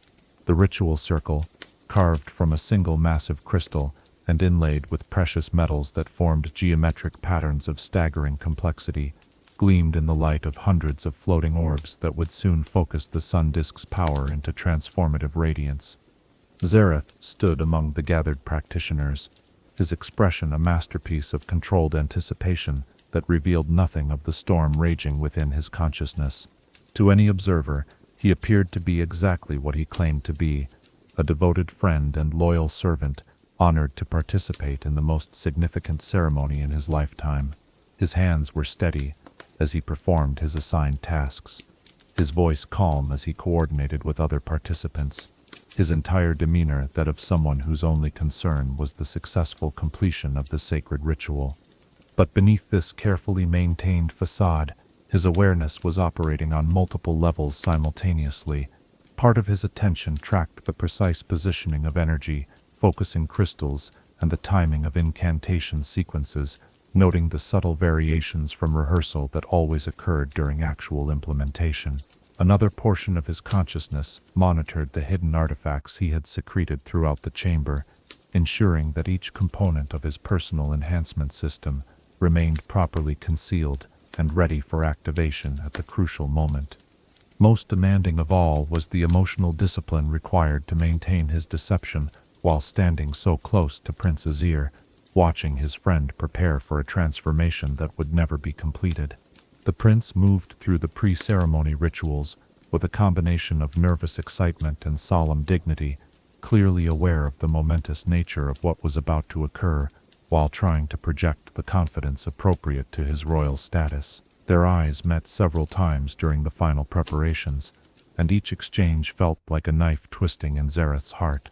Azir's expression radiated trust and gratitude, the look of someone who considered himself blessed to have such a loyal friend present during the most important moment of his life.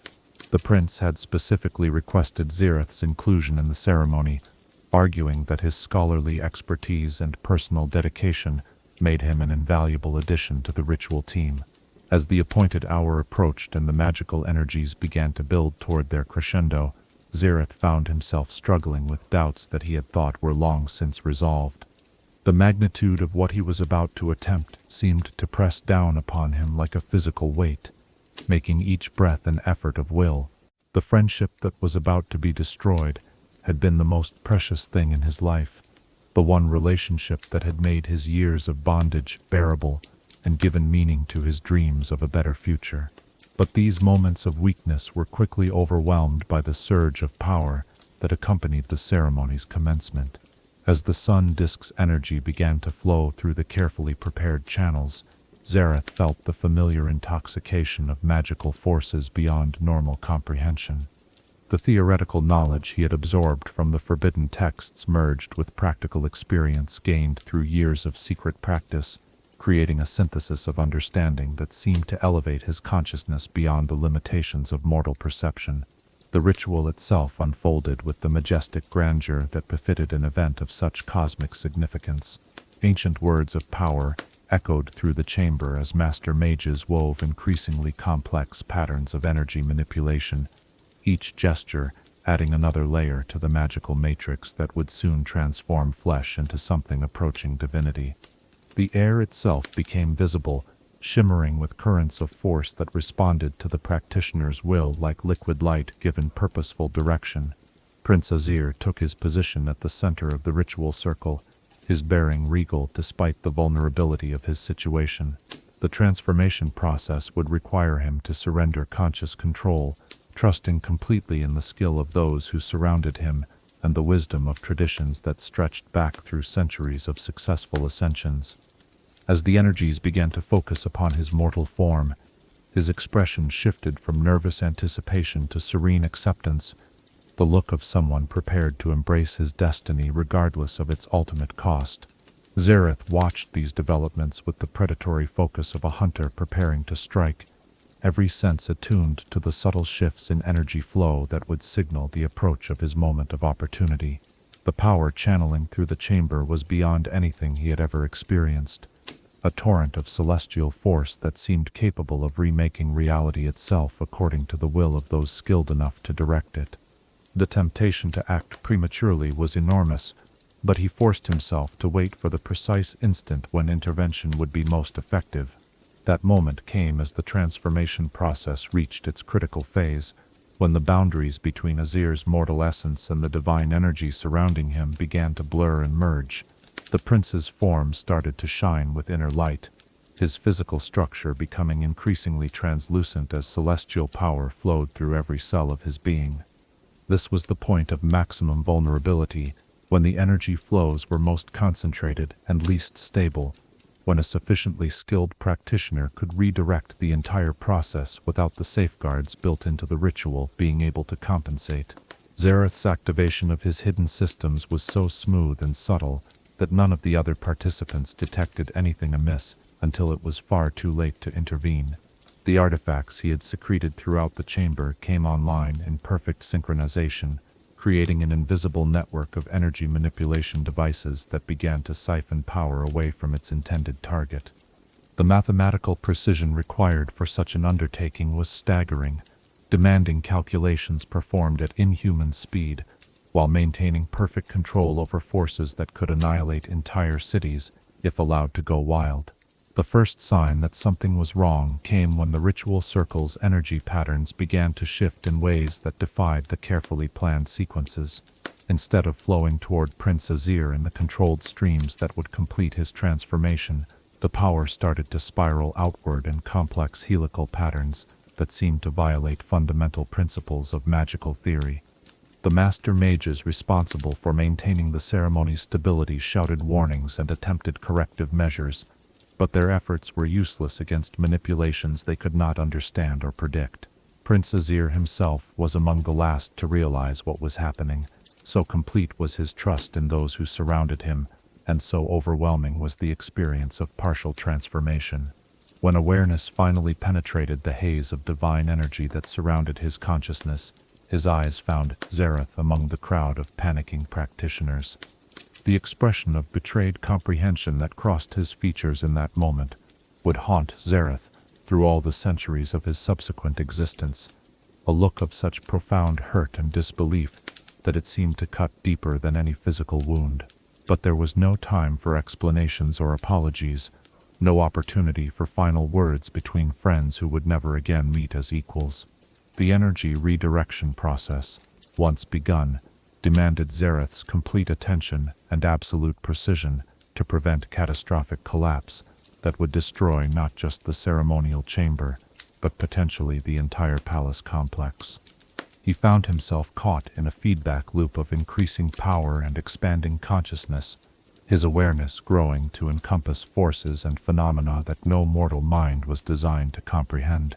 The transformation that followed was unlike anything described in the forbidden texts, a process so violent and chaotic that it seemed to rewrite the fundamental laws of magical theory in real time. Instead of the gentle elevation of consciousness and gradual assumption of divine attributes that characterized normal ascension, Xerath experienced an explosive expansion of capability that threatened to tear his identity apart at the seams. Raw power flowed through him in torrents that defied containment, remaking his essential nature with each passing second, while forcing him to adapt or be destroyed by energies beyond mortal comprehension. His physical form began to change first, flesh and bone becoming increasingly translucent as they struggled to contain forces that belonged to realms beyond material existence. The pain was indescribable, as if every cell in his body was being simultaneously destroyed and recreated in patterns that had never before existed in the natural world. But alongside the agony came exhilaration of unprecedented intensity, the intoxicating rush of limitations falling away like discarded chains. The other participants in the ceremony found themselves caught in the expanding chaos of energies that no longer responded to any attempt at control or direction. Master mages who had spent lifetimes studying the principles of safe magical practice watched in horror as their carefully constructed systems collapsed into anarchic destruction. Some fled toward the chamber's exits, while others attempted desperate measures to contain or redirect the runaway forces, but all such efforts proved futile against the scope of the disaster that was unfolding. Prince Azir, partially transformed and caught between mortal and divine states, suffered perhaps the cruelest fate of all. The interrupted ascension process left him neither fully human nor truly ascended, trapped in a liminal state that was sustained only by the residual energies of the disrupted ritual. His consciousness expanded beyond normal parameters, but denied the stabilizing framework that successful transformation would have provided, became a kaleidoscope of fragmented awareness and conflicting impulses. The palace complex itself began to show signs of structural damage as the uncontrolled magical forces interacted with the architectural systems that had been designed to channel and focus such energies safely. Windows exploded outward in showers of crystalline fragments, walls cracked along stress lines that followed the paths of magical current flows, and entire sections of the building began to collapse as their foundational enchantments failed under impossible strain. But Xerath was beyond awareness of such mundane concerns, lost in the experience of transformation that was remaking him into something that transcended every category of existence he had previously understood. His consciousness expanded to encompass not just the immediate chamber, but the entire palace complex, the capital city, and eventually the empire itself. He could perceive the flow of magical energy through every artifact and enchantment in Shurima, understanding for the first time the true scope of the power network that had sustained the greatest civilization in Runeterra's history. With that understanding came the horrifying realization that his actions were not merely redirecting the Ascension ceremony's energy, but fundamentally destabilizing the entire imperial magical infrastructure.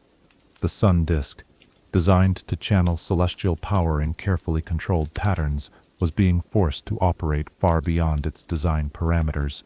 The feedback effects of his transformation were propagating through every connected system, creating cascade failures that would ultimately bring down not just the palace, but the entire technological foundation upon which Shuriman's civilization depended. The irony of his situation was crushing in its absolute completeness. In seeking to claim the power necessary to reform an unjust system, he had instead triggered its total destruction. The empire that he had hoped to reshape according to his vision of justice was collapsing around him, its accumulated knowledge and cultural achievements being reduced to rubble by the very forces he had unleashed in pursuit of liberation. But there was no possibility of stopping or reversing what had been set in motion. The transformation process had progressed beyond any point where conscious control could be reasserted, carrying him inexorably toward a form of existence that bore little resemblance to his original humanity. His physical body was dissolving into patterns of pure energy, his consciousness expanding to encompass perspectives and capabilities that mortal minds were never intended to possess. The last coherent thought he experienced, as a recognizably human entity, was a moment of perfect clarity about the price of his ambition. He had sought transcendence and achieved it, but the cost had been everything he had ever claimed to value. His friendship with Azir, his connection to humanity, his dreams of creating a more just society, and ultimately his own identity as anything other than a force of cosmic destruction. As the ceremonial chamber collapsed into ruins and the palace complex began its final disintegration, as the capital city was consumed by magical fires that would burn for days before finally exhausting themselves, as the greatest empire in Runeterra's history crumbled into sand and memory, Xerath completed his transformation into something beyond mortal understanding. What emerged from the ruins of his humanity was no longer recognizably the slave who had dreamed of freedom, but rather a being of pure magical energy, whose very existence represented a fundamental violation of the natural order. The moment of betrayal was complete, its consequences rippling outward through space and time, like shock waves from an explosion that had shattered, not just an empire, but the entire framework of possibility that had previously defined the relationship between mortal ambition and divine power. As our witnessing of this cosmic tragedy draws to its close, we see the ultimate irony of unchecked ambition, that in seeking to transcend every limitation, Xerath had instead become the very thing he had most despised, a force of destruction that consumed everything in its path, while creating nothing of lasting value in return. As you drift toward the peace of sleep tonight, perhaps you might reflect on the terrible mathematics of betrayal and consider how the pursuit of justice through unjust means inevitably transforms the seeker into the very evil they originally sought to oppose. At what point does the desire for freedom become indistinguishable from the hunger for domination? And how do we recognize when our noblest intentions have become corrupted beyond all possibility of redemption? Chapter 7. The Arcane Prison. In the aftermath of catastrophe, where the ashes of empire settled like snow upon the ruins of ambition, a being of pure energy found itself trapped within bonds more absolute than any mortal chains had ever been. Tonight, as darkness enfolds us in its gentle embrace, let us descend into the depths of an imprisonment that would span millennia, witnessing how the theft of divine power became a curse, more terrible than any earthly bondage could ever have been. The immediate aftermath of Xerath's transformation was chaos beyond description, a maelstrom of unleashed forces that defied every attempt at comprehension or control. Where the ceremonial chamber had once stood, now only a crater of fused sand and twisted metal remained, its edges still glowing with residual energies that would take centuries to fully dissipate.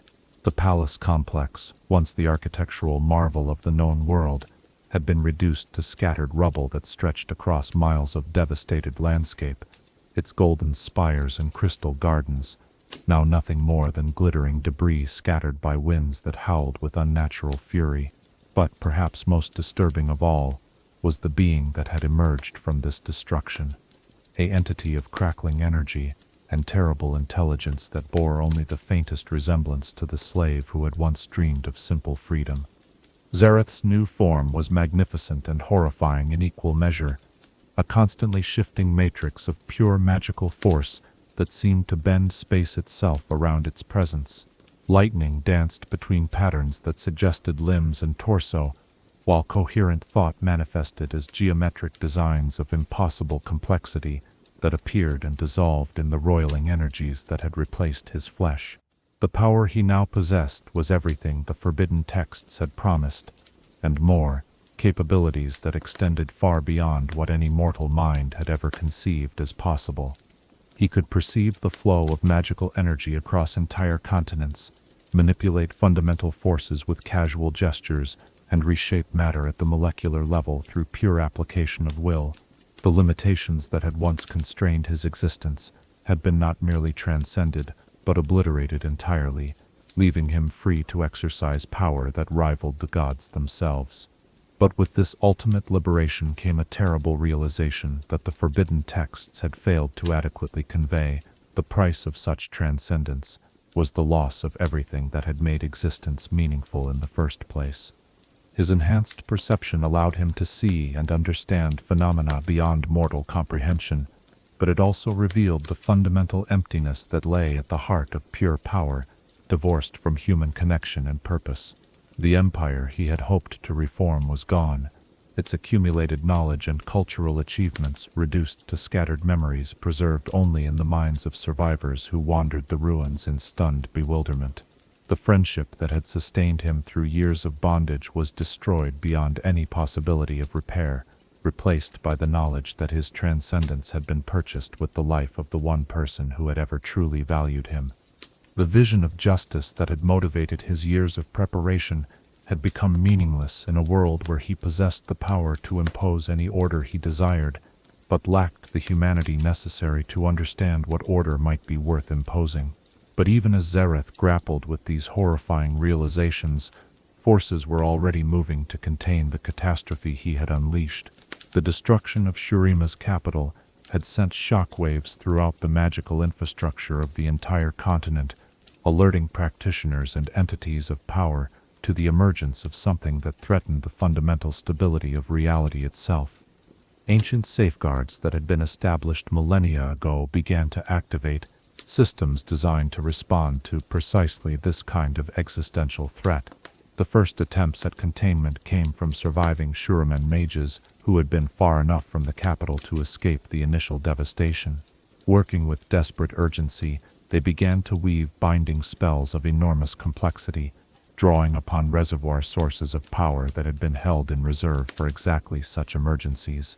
But their efforts proved woefully inadequate against an entity whose understanding of magical theory now exceeded their own by orders of magnitude. Xerath found that he could unravel their most sophisticated bindings with casual ease, turning their own spells against them, or simply absorbing the energy they directed at him to fuel his already overwhelming capabilities. The realization that no mortal force could constrain him should have been liberating, but instead it only deepened his growing sense of isolation and purposelessness. What meaning could power have when there existed no force capable of providing meaningful opposition or challenge? It was then that the Targonians intervened, representatives of celestial power who possessed resources and knowledge that extended far beyond anything available to merely mortal practitioners. The aspects, divine entities who operated through mortal hosts, recognized the threat that Xerath represented, not just to Shurima but to the cosmic order itself. A being of such power operating without restraint could potentially unravel the delicate balance that maintained stability throughout Runeterra and beyond. The battle that followed was unlike anything that had ever been witnessed on the mortal plane, a clash between forces that operated on scales normally reserved for conflicts between gods. Xerath's raw power was enormous, but the aspects possessed advantages that transcended mere magical capability. They understood the fundamental laws that governed reality itself, and they had access to artifacts and techniques that had been designed specifically to deal with entities that had exceeded their proper place in the cosmic hierarchy. The conflict raged across what remained of the Shuriman heartland, transforming vast stretches of territory into landscapes so twisted by magical force that they would remain uninhabitable for millennia to come. Mountains were reduced to glass, rivers boiled away into nothing, and the very air itself became charged with energies that made normal life impossible. But gradually, inevitably, the combined might of multiple aspects began to tell against even Xerath's transcendent capabilities. The key to their eventual success lay not in overpowering him directly, but in exploiting the fundamental instability of his transformed state. The process by which he had achieved ascension had been flawed from the beginning, a crude hijacking of energies that had never been intended for the kind of brutal redirection he had employed. The very power that made him seemingly invincible also made him vulnerable to techniques that could exploit the chaotic nature of his essential structure. Working in perfect coordination, the aspects began to weave a prison of conceptual rather than physical bonds, a containment system that operated by redefining the fundamental parameters of Xerath's existence rather than simply restraining his movements. They created a sarcophagus of crystallized possibility, a structure that existed simultaneously in multiple dimensions and contained space enough for an entity of pure energy, while remaining small enough to be transported and guarded. The process of forcing Xerath into this prison required sacrifices that would haunt the aspects for centuries to come. Several of their mortal hosts were consumed entirely by the energies required for the binding, their consciousness destroyed as the price for containing a threat that could have unmade reality itself. Others suffered damage so profound that they would never again be able to function as effective vessels for celestial power, their connection to their divine patrons permanently severed by exposure to forces that mortal minds were never meant to endure. But their sacrifice was not in vain, for when the binding was finally complete, Xerath found himself trapped within confines that were absolute in ways that transcended physical limitation. The sarcophagus did not merely constrain his movements, it fundamentally altered the nature of space and time around him, creating a pocket dimension where his power could rage harmlessly without affecting the outside world. He could perceive what lay beyond his prison, could understand the mechanisms that held him captive, but he could not breach them without first unraveling the very principles that defined his own existence. The psychological impact of this imprisonment was perhaps more devastating than the physical constraints it imposed. For a being who had transcended every limitation that had previously defined his existence, who had achieved power beyond the dreams of gods, to find himself suddenly rendered powerless was a shock that threatened to shatter what remained of his sanity. The energy that comprised his form raged against the barriers of his confinement with fury that could have powered entire civilizations, but the prison held firm against every assault he could devise. Centuries passed in this state of impotent rage, each moment stretching into infinity, as Xerath discovered that transcendent consciousness did not grant immunity from the psychological torments of absolute confinement. He could remember every detail of his transformation, every choice that had led him to this moment of perfect isolation, but he could not undo any of it, or escape the consequences of his ambition.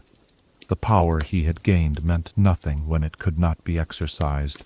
The knowledge he had accumulated served only to make his imprisonment more complete, by allowing him to understand exactly how hopeless his situation truly was. During the early centuries of his confinement, Xerath's thoughts were consumed entirely by rage and the desire for revenge against those who had bound him. He fantasized endlessly about the destruction he would visit upon the aspects when he finally escaped, the ways in which he would make them pay for daring to constrain one who had achieved divinity through his own efforts. These dreams of vengeance provided a focus for his fury, a purpose that helped maintain his sanity despite the grinding psychological pressure of eternal solitude. But as the centuries stretched into millennia, even these fantasies began to lose their power to sustain him. The immediate anger that had fueled his early imprisonment gradually gave way to something deeper and more corrosive, a growing understanding of the true scope of what he had lost through his pursuit of ultimate power. Aienship with Azir that had been destroyed, the empire that had been reduced to ruins, the vision of justice that had been perverted into an instrument of destruction. All of these losses pressed down upon his consciousness with weight that seemed to increase rather than diminish with the passage of time.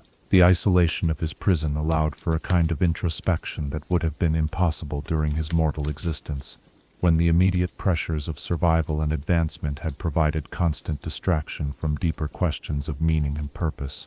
Now, with nothing but his own thoughts for company and millennia of time in which to examine them, Xerath was forced to confront the fundamental contradictions that had driven his transformation. He began to understand that his pursuit of power had been motivated not by genuine desire for justice, but by a more basic need for validation and recognition that had its roots in the humiliations of his slave existence. The noble goals he had claimed to serve had been little more than rationalizations for ambitions that were fundamentally selfish, ways of justifying to himself the increasingly extreme measures he had been willing to employ in pursuit of transcendence. This growing self-awareness was perhaps more painful than the physical constraints of his imprisonment, for it forced him to acknowledge that even if he were to escape and achieve all the revenge he dreamed of, it would not restore what he had truly lost through his betrayal of Azir. The friendship that had given meaning to his existence was gone forever, destroyed not by external forces, but by his own choice to value power above human connection. Yet even as Xerath grappled with these devastating insights, the core of his being remained fundamentally unchanged by his circumstances. The same drive for transcendence that had motivated his original transformation continued to burn within him, seeking new outlets for expression, despite the absolute nature of his confinement. If he could not break free through raw power alone, then perhaps he could find other ways to extend his influence beyond the boundaries of his prison. His enhanced perception allowed him to observe the world beyond his confinement with perfect clarity, watching as civilizations rose and fell while he remained trapped in his crystalline tomb. He saw the gradual recovery of Shurima's survivors, their attempts to rebuild something from the ruins of their shattered empire. He witnessed the rise of new powers, the development of magical techniques that built upon foundations he had helped to establish, and the slow evolution of political systems that bore the scars of the catastrophe he had unleashed. These observations provided him with new sources of both frustration and hope. The world continued to evolve and change despite his absence, developing in ways that he could influence only through the most subtle and indirect methods. But the very fact that change remained possible suggested that his imprisonment need not be permanent, that patient observation and careful planning might eventually provide opportunities for escape that raw power alone could never achieve. As our exploration of Xerath's arcane prison draws toward its close, we see a being caught between transcendence and damnation, possessing power beyond mortal comprehension, but trapped within bonds that render that power meaningless. His transformation from slave to god had been complete, but the price of that elevation was an isolation so absolute that it called into question whether such transcendence could ever truly be considered a victory. In the crystalline depths of his eternal confinement, surrounded by energies that could remake worlds but constrained by forces that admitted no possibility of escape, Xerath began the long process of learning patience that would define the remainder of his existence. The rage that had initially sustained him slowly transmuted into something more dangerous, cold calculation, and the gradual development of plans that would require not years but millennia to come to fruition. The arcane prison had succeeded in containing the immediate threat he represented, but it had also created something potentially more dangerous, a being of transcendent power and infinite patience, whose understanding of his own mistakes would inform every future attempt at freedom. The bonds that held him were absolute, but they were also static, incapable of adapting to changes in his fundamental nature or evolving to meet new challenges. As you settle into the gentle embrace of sleep tonight, perhaps you might consider the paradoxes of ultimate power and reflect on how the achievement of our deepest desires can sometimes become the source of our greatest suffering. What does it mean to possess everything we thought we wanted, only to discover that the price of obtaining it was the loss of everything that made such possession worthwhile? Chapter 8. The Eternal Torment. Within the crystalline depths of perfect confinement, where time moves like honey and consciousness becomes both blessing and curse, a god learned the true meaning of suffering. Tonight, as eternity whispers its secrets through the spaces between seconds, let us explore the torments that await those who transcend mortality, while remaining bound by the chains of their own choices, and witness how isolation can transform even divine consciousness into something that hungers only for release. The first millennium of Xerath's imprisonment passed in a haze of incandescent fury that burned with the intensity of a newborn star. His energy form raged against the boundaries of his crystalline prison with such violence that the very space around him seemed to warp and buckle under the strain of containing forces that belonged to realms beyond material existence.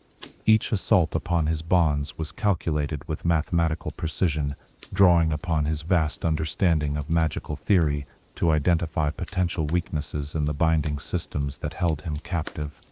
But the aspects who had crafted his prison had learned from millennia of experience with entities that exceeded their proper place in the cosmic hierarchy.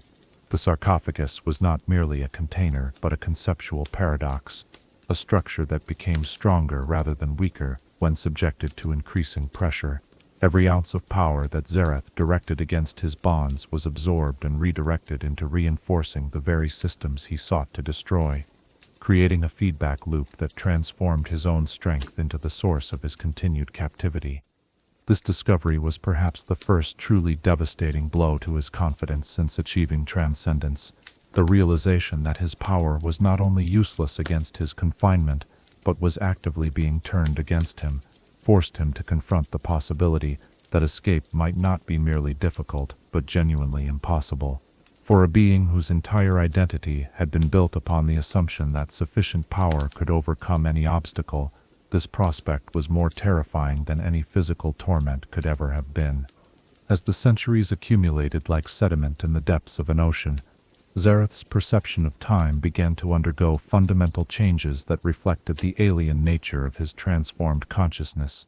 Mortal minds were designed to process temporal experience in discrete units, moments, hours, days, years, but consciousness freed from the constraints of flesh operated according to different principles entirely. He found himself capable of experiencing single instants with such intensity that they seemed to stretch across decades, while entire centuries could pass in what felt like moments of distraction. This temporal displacement created new forms of psychological torture that no mortal imprisonment could have achieved. He might spend what felt like years analyzing a single memory, experiencing every nuance of emotion and implication with perfect clarity, only to discover that mere minutes had passed in the outside world. Conversely, he might lose himself in complex mathematical calculations and emerge to find that entire civilizations had risen and fallen while his attention was elsewhere.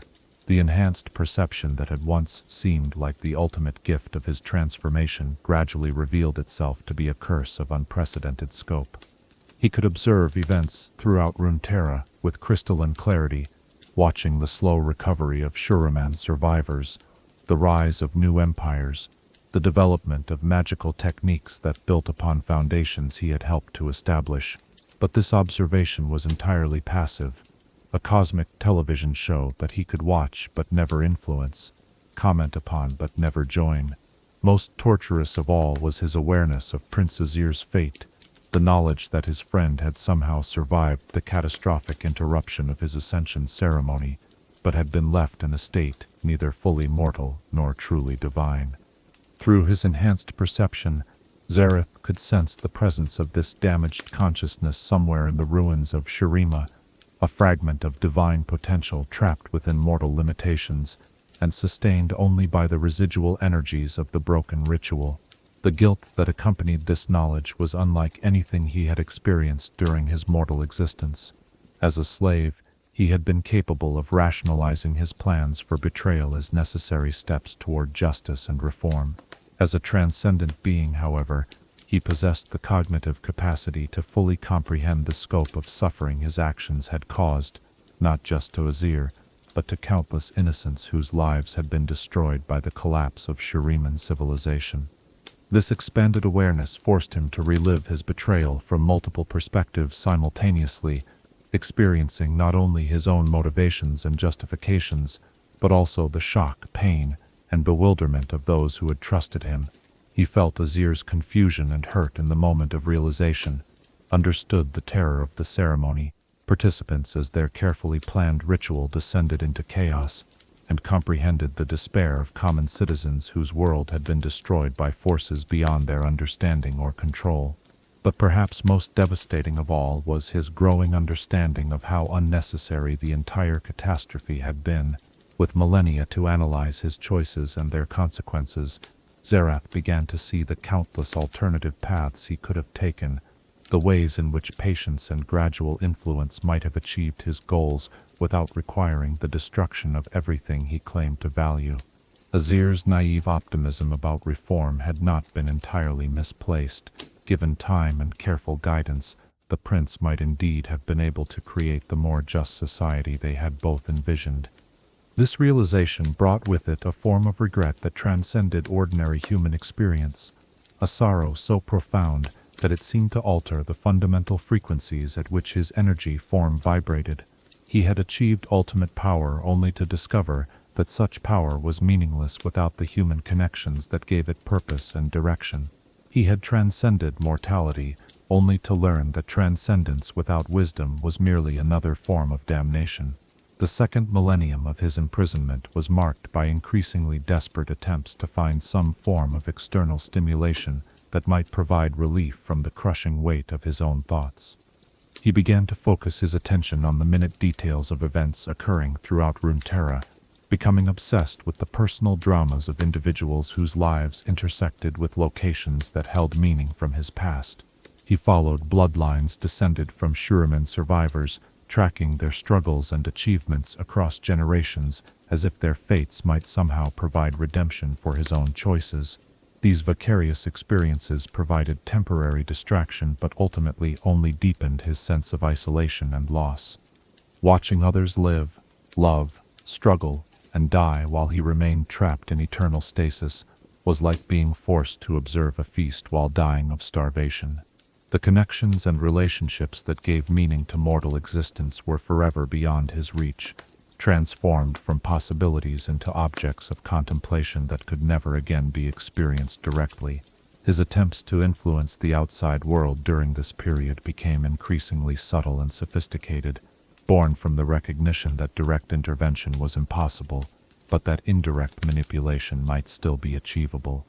He learned to modulate the energies of his confinement in ways that created minute fluctuations in the magical fields that permeated Runeterra, changes so small that they appeared to be natural variations, but which could potentially be detected by sufficiently sensitive practitioners. These efforts required patience and precision that would have been impossible for his mortal consciousness to maintain, but transcendent awareness operated according to different principles of focus and determination. He spent decades crafting single signals, encoding complex messages into patterns of energy variation that might be interpreted by scholars studying ancient magical phenomena.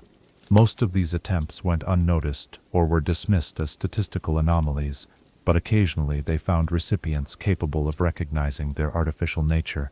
The responses he received through these channels provided him with his first genuine human contact since his imprisonment began, even though the communication was mediated through layers of magical interpretation and academic speculation. Scholars who detected his signals sometimes attempted to respond, creating their own patterns of magical variation that he could perceive and analyze for meaning.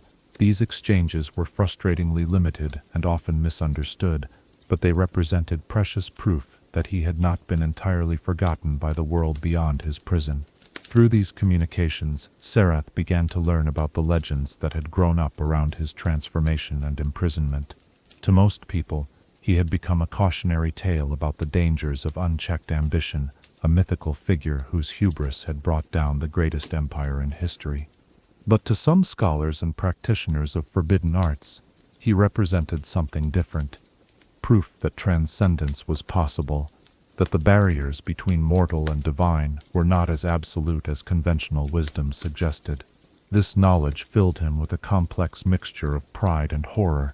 On one hand, the recognition that his achievement had inspired others to pursue their own paths toward transcendence, provided validation for choices that had cost him everything meaningful in his existence.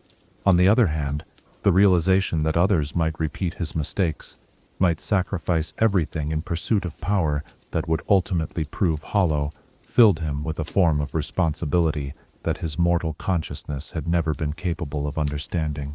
The third millennium brought with it changes that seemed to indicate potential weakening in his bonds, subtle alterations in the energy patterns that maintained his confinement.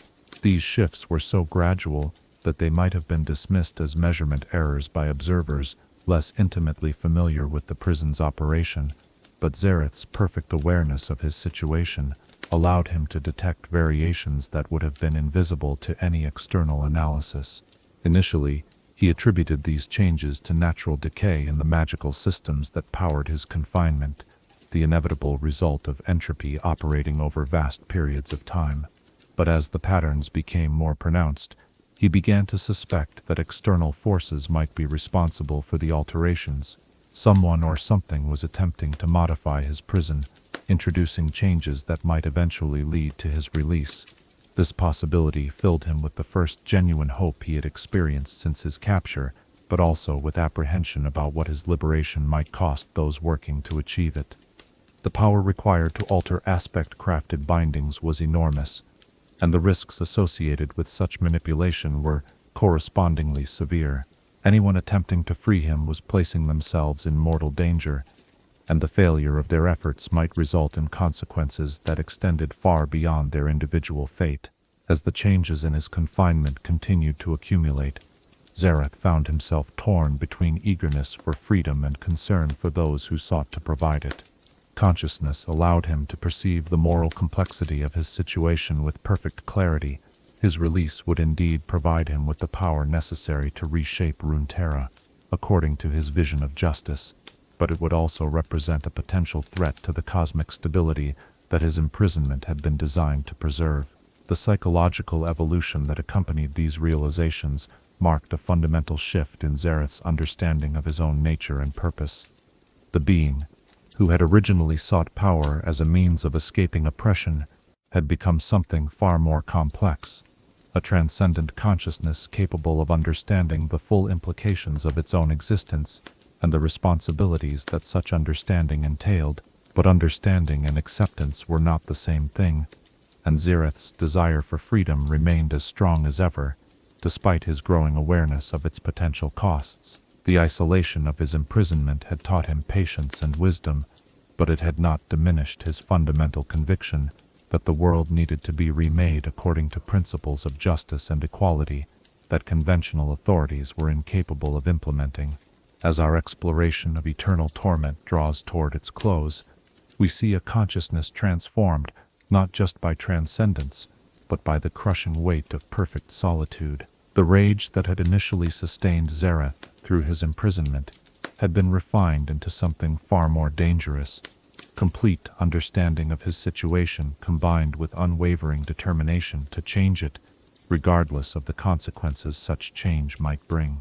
In the crystalline depths of his confinement, surrounded by forces that had contained him for millennia, but which now showed signs of weakening, Xerath began to prepare for a freedom that would either vindicate his choices or provide him with the opportunity to make amends for the catastrophe his ambition had unleashed.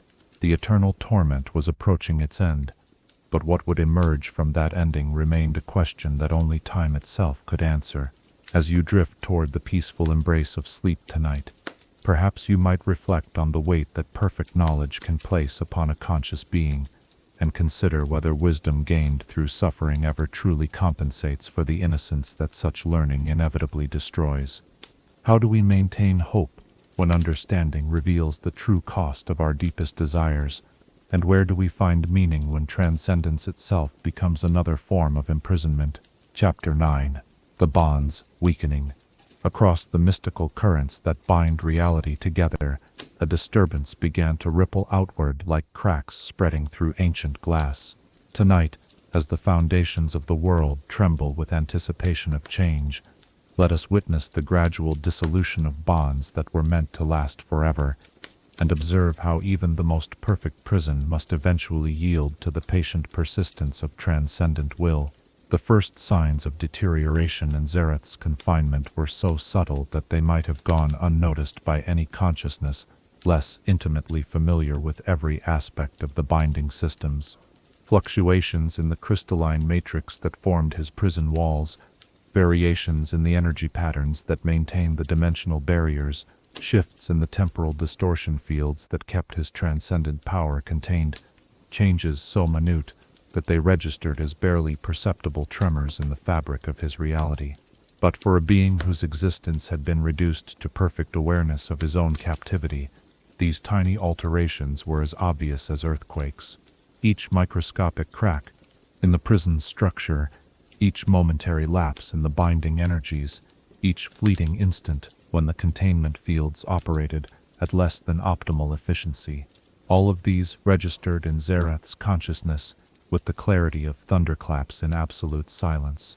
Initially, he attributed these phenomena to the inevitable decay that affected all magical constructs over sufficient periods of time. Even aspect-crafted artifacts were not immune to entropy, and the passage of millennia would naturally cause some degradation in systems that depended on the precise alignment of cosmic forces. The bindings that held him had been designed with enormous safety margins, but no engineering was perfect enough to remain unchanged across geological timescales. However, as the pattern of deterioration became more pronounced, Xerath began to detect signs that suggested external interference rather than simple decay. The weakening was not uniform across all aspects of his prison, as would be expected from natural entropy, but seemed to follow specific pathways that corresponded to particular vulnerabilities in the binding matrix. Someone with intimate knowledge of aspect magical theory was systematically exploiting weaknesses in his confinement, introducing changes that would eventually cascade into complete system failure. This realization filled him with a complex mixture of hope and apprehension that reflected the sophisticated understanding of consequence he had developed during his imprisonment. Freedom was no longer the simple goal it had once seemed. His enhanced consciousness was capable of perceiving the full scope of what his release might mean for the world beyond his prison. The being who emerged from millennia of confinement would not be the same as the one who had been captured, and the purposes to which transcendent power might be applied had been fundamentally altered by cycles of reflection and self-examination. Through his enhanced perception, Xerath began to identify the source of the interference that was gradually undermining his bonds. Deep within the ruins of ancient Shurima, where the greatest monuments of his former empire still cast shadows across the endless sands, a small group of scholars and mages had discovered references to his existence in texts that had survived the catastrophic collapse of the capital. These individuals, driven by curiosity and ambition in equal measure, had begun to piece together the theoretical framework necessary to understand and potentially modify aspect-level magical bindings. Their leader was a woman whose intellect reminded Xerath painfully of his own younger self, possessed of the same hungry curiosity and impatient brilliance that had driven his own pursuit of forbidden knowledge.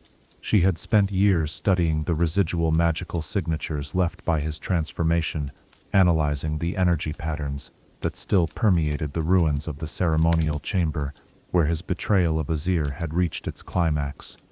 Through careful research and dangerous experimentation, she had begun to understand the nature of the forces that had elevated him beyond mortality, and the mechanisms by which those forces had subsequently been contained.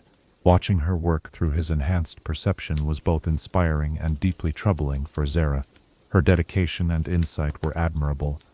Her progress toward understanding principles that had taken him years to master was remarkable, but her motivations remained opaque even to his transcendent awareness.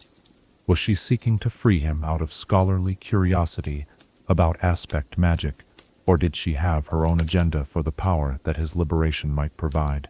Did she understand the risks inherent in releasing a being whose last act of freedom had destroyed an empire, or was she driven by the same naive confidence that had once led him to believe that sufficient power could solve any problem?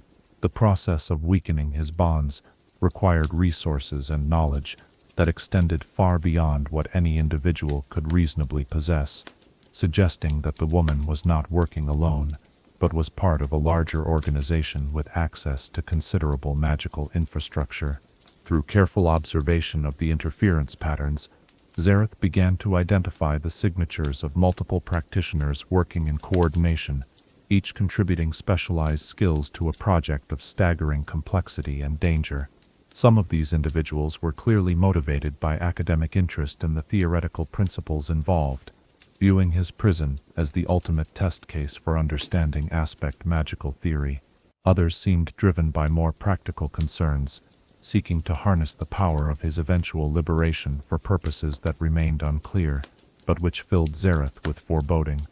Still others appeared to be acting out of misguided sympathy, believing that any conscious being deserved freedom, regardless of the circumstances that had led to their imprisonment. The gradual weakening of his confinement created new forms of sensory experience that Xerath had not known since his capture. As the dimensional barriers that separated him from the outside world began to develop microscopic fissures, he found himself able to extend tendrils of consciousness beyond the boundaries of his prison. These extensions were incredibly limited in scope and duration, lasting only moments before being detected and countered by the prison's autonomous defense systems, but they provided him with his first direct contact with the physical world in millennia. The sensation of touching material reality again, even through such constrained channels, was overwhelming in its intensity. To a consciousness that had existed for centuries in a state of pure thought, the simple experience of perceiving texture, temperature, and weight through magical extension was like being reborn. He found himself savoring the feeling of desert sand shifting in the wind, the warmth of sunlight on ancient stone, the subtle vibrations that traveled through the earth from distant sources of activity. These limited contacts also allowed him to begin influencing the outside world in ways that went beyond the passive signal modulation he had employed during his early imprisonment. He could now introduce minute changes in local magical fields, create small disturbances in the energy patterns that surrounded his prison, and even manipulate physical objects within a narrow radius of his confinement. The effects were tiny by the standards of his transcendent capabilities, but they represented the first genuine agency he had exercised in millennia. Xerath used these newfound abilities primarily to communicate more effectively with those who were working to free him, providing guidance that would help them avoid the most dangerous pitfalls inherent in their undertaking. The theoretical knowledge required to safely modify aspect bindings was extraordinarily complex, and the practical risks associated with such modifications were correspondingly severe. A single miscalculation could result in a catastrophic release of energy that would not only kill the practitioners involved, but potentially devastate the surrounding region. Through carefully modulated energy fluctuations, he began to transmit more sophisticated information than had been possible through his earlier signal attempts. Mathematical formulas that would improve the efficiency of their interference techniques, warnings about specific vulnerabilities in the binding matrix that might trigger defensive responses, suggestions for alternative approaches that would achieve their goals with reduced risk. All of this knowledge flowed outward from his prison in patterns too complex for casual observation to detect. The response to these communications confirmed his growing suspicion that the group working to free him possessed resources and knowledge that extended far beyond normal academic capabilities. Their ability to interpret and implement his suggestions demonstrated a level of theoretical sophistication that should have taken decades to develop. Yet they seemed to be progressing at a rate that suggested access to information sources that were not available through conventional research. This realization led Xerath to a disturbing conclusion about the true nature of his would-be liberators. The speed and sophistication of their work suggested that they were not merely scholars studying his case for academic purposes, but agents of some larger organization that had been planning his release for far longer than the apparent timeline of their research would suggest. The implications of this possibility were staggering. If his imprisonment had been anticipated and planned for by parties unknown, then his eventual liberation might be part of a larger scheme whose ultimate purposes remained hidden even from his enhanced perception. The gradual weakening of his bonds also allowed Xerath to perceive changes in the broader magical landscape that had occurred during his imprisonment. The catastrophic collapse of Shuriman civilization had sent shockwaves throughout the entire continental magical infrastructure, forcing adaptations and innovations that had fundamentally altered the way magical energy flowed throughout Runeterra. New centers of power had emerged, ancient ley lines had been redirected, and the overall balance of forces had shifted in ways that would have profound implications for any entity seeking to exercise transcendent capabilities. Most significantly, he became aware that his was not the only imprisoned consciousness seeking liberation. Throughout Runeterra, other entities of enormous power had been bound by various means and for various reasons, creating a network of potential allies and enemies whose release might coincide with his own. The Darkin, ancient weapons containing the corrupted essences of fallen Ascended, represented perhaps the most obvious parallel to his own situation. But there were others as well, demons bound within artifacts, elemental spirits trapped in crystalline matrices, and beings from other dimensions, whose presence in the material world had been forcibly constrained. This knowledge forced Xerath to consider the possibility that his liberation might be part of a larger pattern of releases, a coordinated effort to free multiple entities of transcendent power for purposes that remained unclear. The prospect of facing such beings as either allies or enemies added new dimensions of complexity to his plans for freedom, requiring him to develop strategies that could accommodate scenarios ranging from cooperation to conflict on scales that would dwarf the catastrophe of his original transformation. The psychological impact of these revelations was profound, forcing Xerath to confront the possibility that his agency had been far more limited than he had ever realized. If his imprisonment and eventual liberation were part of a larger design, then his choices might be far less meaningful than his transcendent consciousness had led him to believe. The being who emerged from millennia of confinement might find himself constrained by purposes and obligations that he had played no role in defining. But even as these doubts pressed upon his consciousness, Xerath's fundamental determination remained unchanged. Whatever forces might be manipulating his situation, whatever larger schemes might be operating beyond his perception, the core truth of his existence remained constant. He possessed power sufficient to reshape the world according to his vision of justice, and the opportunity to exercise that power was gradually approaching.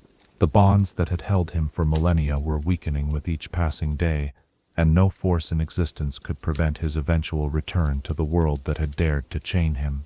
As our exploration of weakening bonds draws toward its close, we see a consciousness preparing for freedom while grappling with the complex implications of that liberation.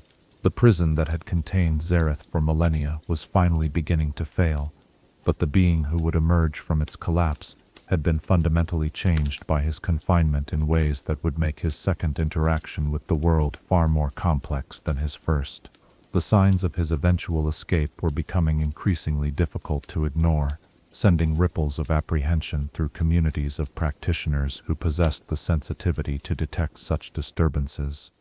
Ancient warnings were being remembered, defensive preparations were being made, and powers that had slumbered for centuries were beginning to stir in response to the growing magical instability that surrounded his weakening prison. As you settle into the gentle embrace of sleep tonight, perhaps you might consider how even the most carefully constructed barriers must eventually yield to persistent pressure, and reflect on whether true imprisonment is ever really possible for consciousness that refuses to accept the limitations others seek to impose upon it.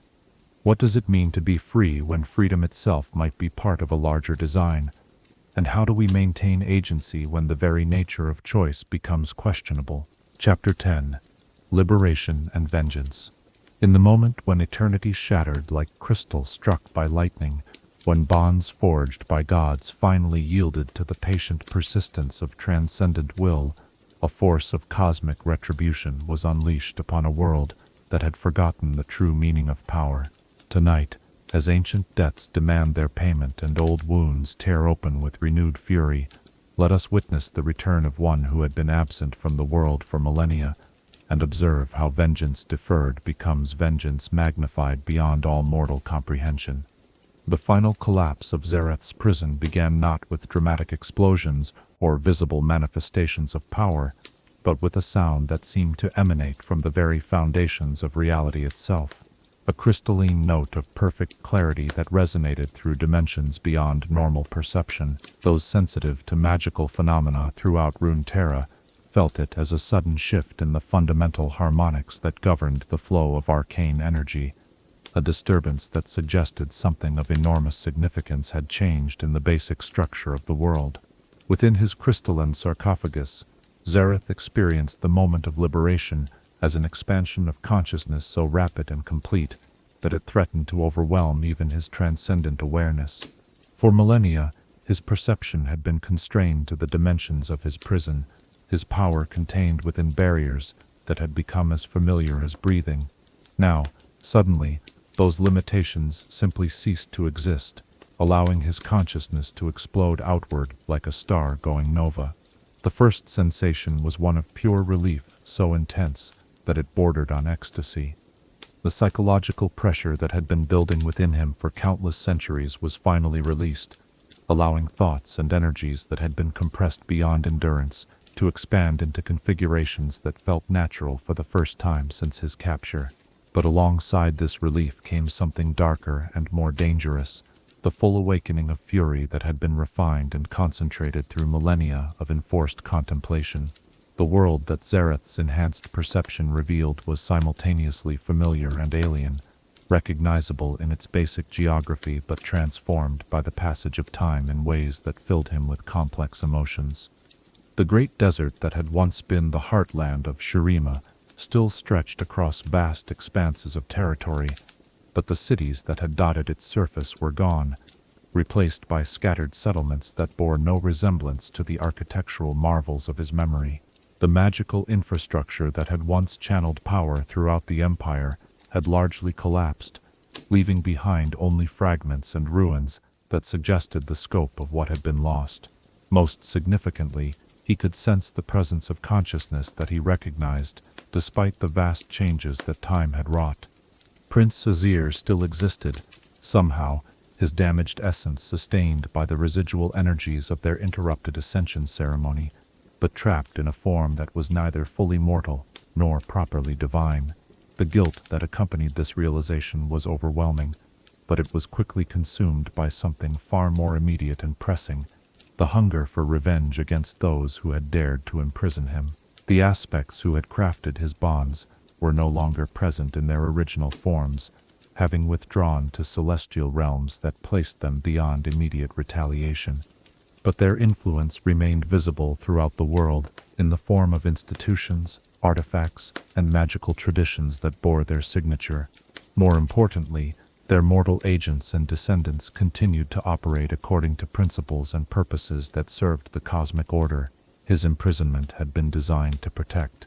Xerath's first acts of freedom were exercises in pure destruction, expressions of rage that had been building for millennia, and which could no longer be contained by any force short of his own will. The ruins of his former prison became the epicenter of magical disturbances that could be felt across entire continents, reality-warping energies that reduced ancient stone to component atoms and sand to crystalline glass. The very air burned with power that sought outlets for expression, creating phenomena that defied natural law and challenged the fundamental assumptions upon which mortal magic was based. But even as he reveled in the simple joy of unrestricted movement and unlimited power, Xerath's enhanced consciousness was analyzing the strategic situation that his liberation had created. The world had changed enormously during his absence, but it had not grown stronger in any meaningful sense. The magical infrastructure that might have posed a threat to his activities was largely collapsed. The political structures that might have coordinated resistance to his presence were fragmented and weak, and the knowledge that might have provided insight into his capabilities had been largely lost to time and catastrophe.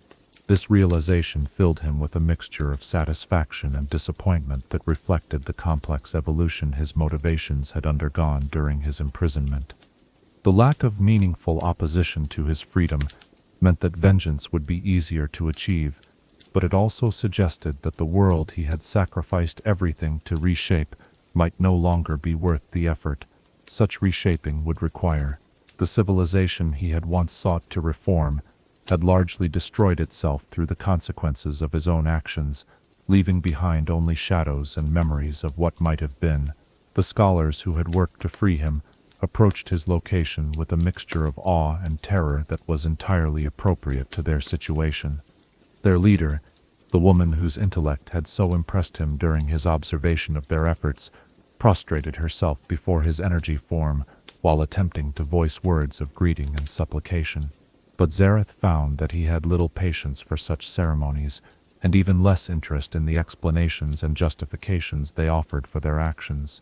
Through casual examination of their thoughts and memories, he discovered that their motivations had been exactly what he had suspected, a combination of scholarly curiosity, personal ambition, and service to interests that extended far beyond their individual desires. They had been agents of an organization that sought to exploit his power for purposes that remained unclear even to them, pawns in a larger game whose rules and objectives had been hidden from all but the highest levels of command. This discovery filled Xerath with contempt rather than gratitude. Even his liberation had been orchestrated by others for their own purposes, making his freedom feel less like a triumph and more like another form of manipulation. The rage that had sustained him through millennia of imprisonment found new targets in these presumptuous mortals who believed they could control or direct his actions through the simple expedient of having facilitated his release. Their deaths were swift and absolute, transformations from living consciousness to dispersed energy that required no more effort than a thought.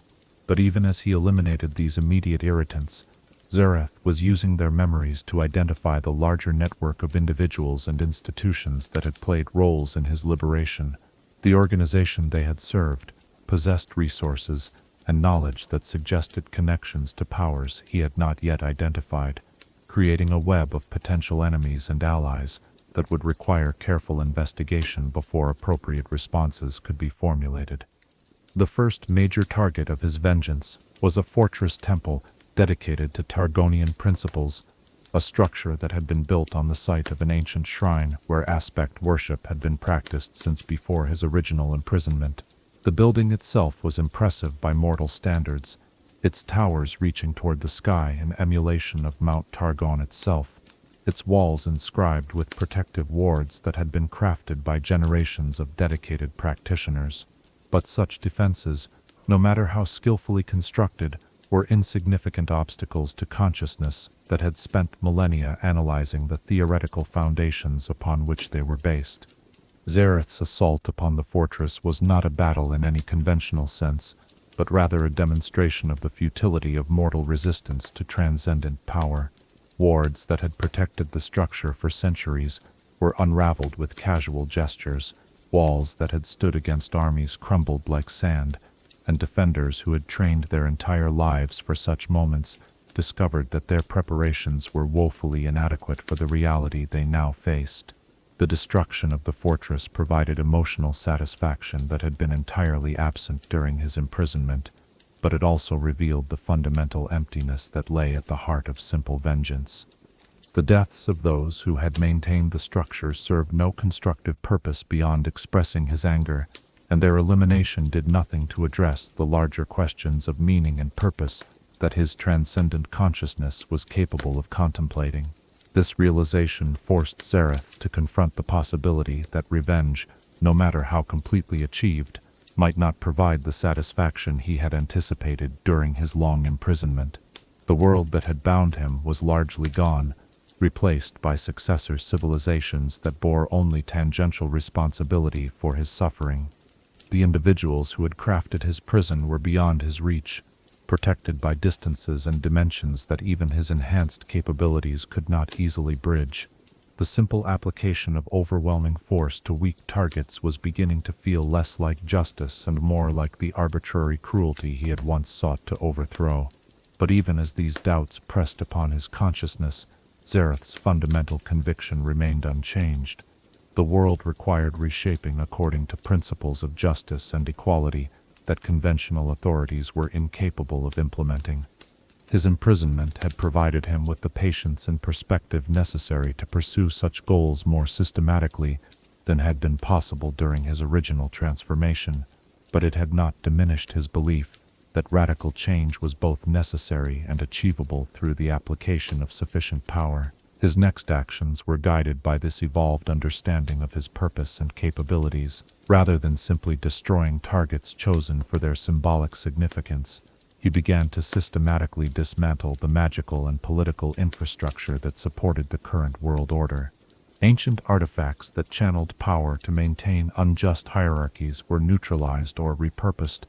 Institutions that perpetuated systemic oppression were eliminated or reformed, and individuals who profited from the suffering of others found themselves stripped of the advantages that birth and circumstances had provided. These activities brought him into contact with other entities of transcendent power who had been awakened by the magical disturbances his liberation had created. Some of these beings regarded him as a potential ally in their own struggles against the forces that had constrained them, while others viewed him as a threat to the delicate balances they had established during his absence. The resulting conflicts were battles on scales that mortal minds could barely comprehend, clashes between forces that reshaped geography and redefined the basic principles governing magical phenomena. But perhaps the most significant encounter of this period was his reunion with the damaged consciousness that had once been Prince Azir. The being he discovered bore little resemblance to the friend he remembered, transformed by millennia of incomplete ascension into something that was simultaneously more and less than human. The guilt and anguish that accompanied this meeting threatened to overwhelm even his transcendent emotional controls, forcing him to confront the full scope of what his betrayal had cost the only person who had ever truly valued him.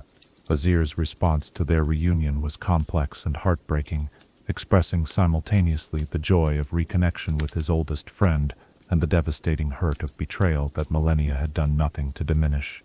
The conversations that followed were perhaps the most difficult experiences of Xerath's entire existence, forcing him to explain and justify choices that his enhanced consciousness now recognized as fundamentally flawed, while attempting to preserve some fragment of the relationship that had once given meaning to his life.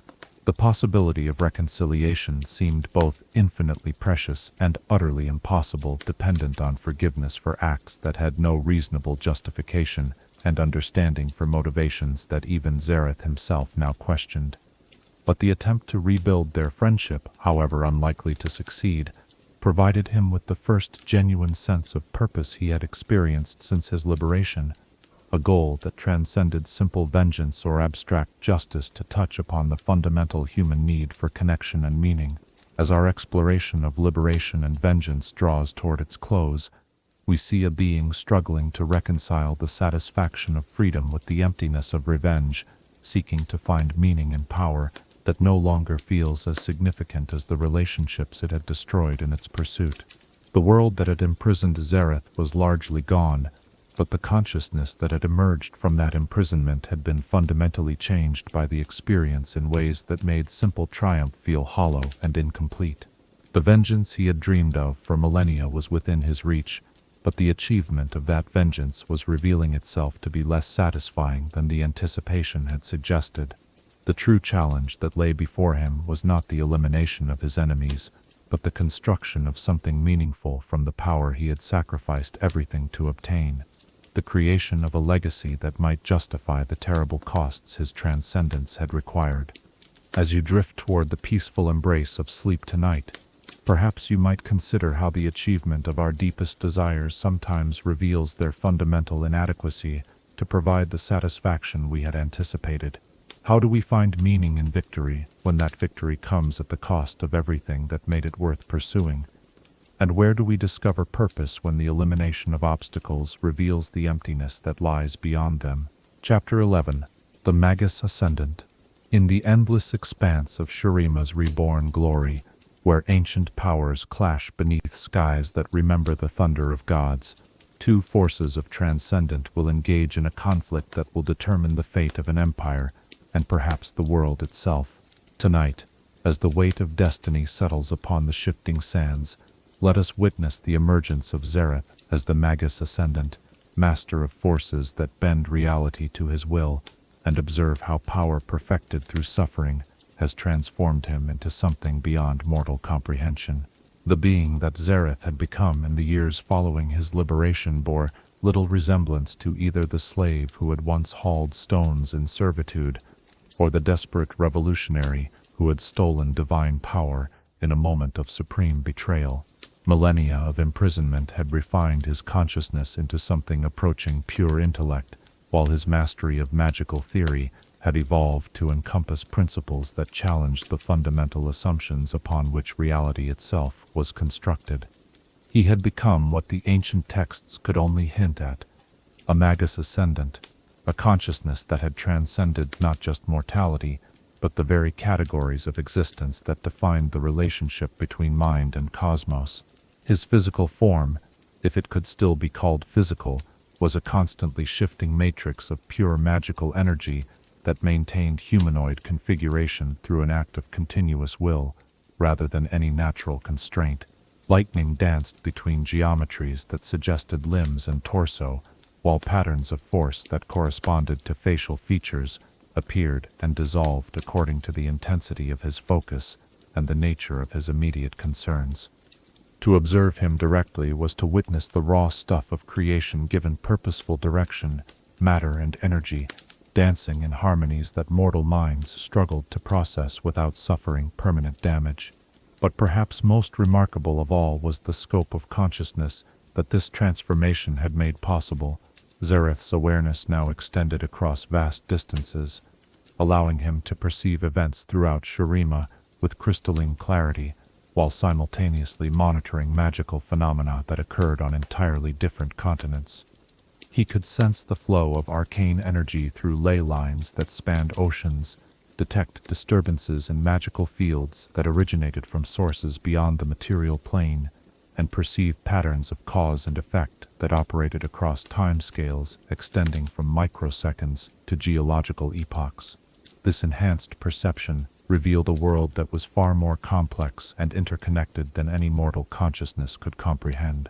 The magical infrastructure that powered civilization throughout Runeterra was revealed to be a vast, interconnected network of energy flows that responded to influences originating from sources as diverse as celestial alignments, emotional resonances from sentient beings, and the accumulated weight of historical events that had left permanent impressions upon the fabric of reality itself. From this perspective, the political conflicts and territorial disputes that consumed the attention of mortal rulers appeared trivial and temporary, mere surface phenomena that reflected deeper currents of force and meaning that operated according to principles extending far beyond human understanding. Kings and emperors might believe themselves to be the authors of their own destinies, but Xerath could perceive the larger patterns that shaped their choices and constrained their possibilities in ways that made their apparent agency largely illusory. This godlike perspective might have been overwhelming for consciousness that retained any significant attachment to human concerns, but Xerath's transformation had progressed beyond the point where such limitations remained relevant. His emotional responses had been refined and concentrated through millennia of enforced contemplation, distilled into forms that were both more intense and more focused than anything experienced by merely mortal awareness. Love, hatred, ambition, and regret had become forces as precise and controllable as the mathematical formulas he employed to manipulate reality itself. The most prominent of these refined emotions was his complex relationship with Prince Azir, whose own resurrection and transformation had created a dynamic that would define both of their existences for whatever time remained to them. Azir's return had been facilitated by loyal followers who had discovered techniques for channeling the residual energies of his interrupted ascension into a form of reconstitution that was both magnificent and tragic. The Emperor who had emerged from this process was indeed divine, possessed of power that rivaled Xerath's own, but he remained fundamentally constrained by the same naive assumptions about justice and reform that had made their friendship both precious and ultimately impossible. Their renewed conflict was not merely a battle between individuals but a clash between entirely different philosophies of power and responsibility. Azir sought to rebuild Shurima according to principles that honored tradition while incorporating reforms that would address the systemic injustices that had characterized the original empire. His vision was one of gradual progress guided by wisdom and tempered by respect for the complexities of governing diverse populations across vast territories. Xerath's approach was fundamentally different, shaped by millennia of contemplation that had convinced him that meaningful change could only be achieved through the complete elimination of existing power structures and their replacement with systems based on pure merit and rational organization. His vision was one of revolutionary transformation that would sweep away the accumulated privileges and prejudices of centuries, creating a society where individual worth would be determined solely by capability and contribution, rather than the accidents of birth or inheritance. The battles between these two transcendent beings were spectacles that defied mortal comprehension, conflicts fought with weapons of pure thought and defended against through manipulations of reality that operated on multiple dimensional levels simultaneously. When Xerath unleashed his fury, entire landscapes were transformed into crystalline sculptures that reflected and amplified magical energies beyond anything the world had previously experienced.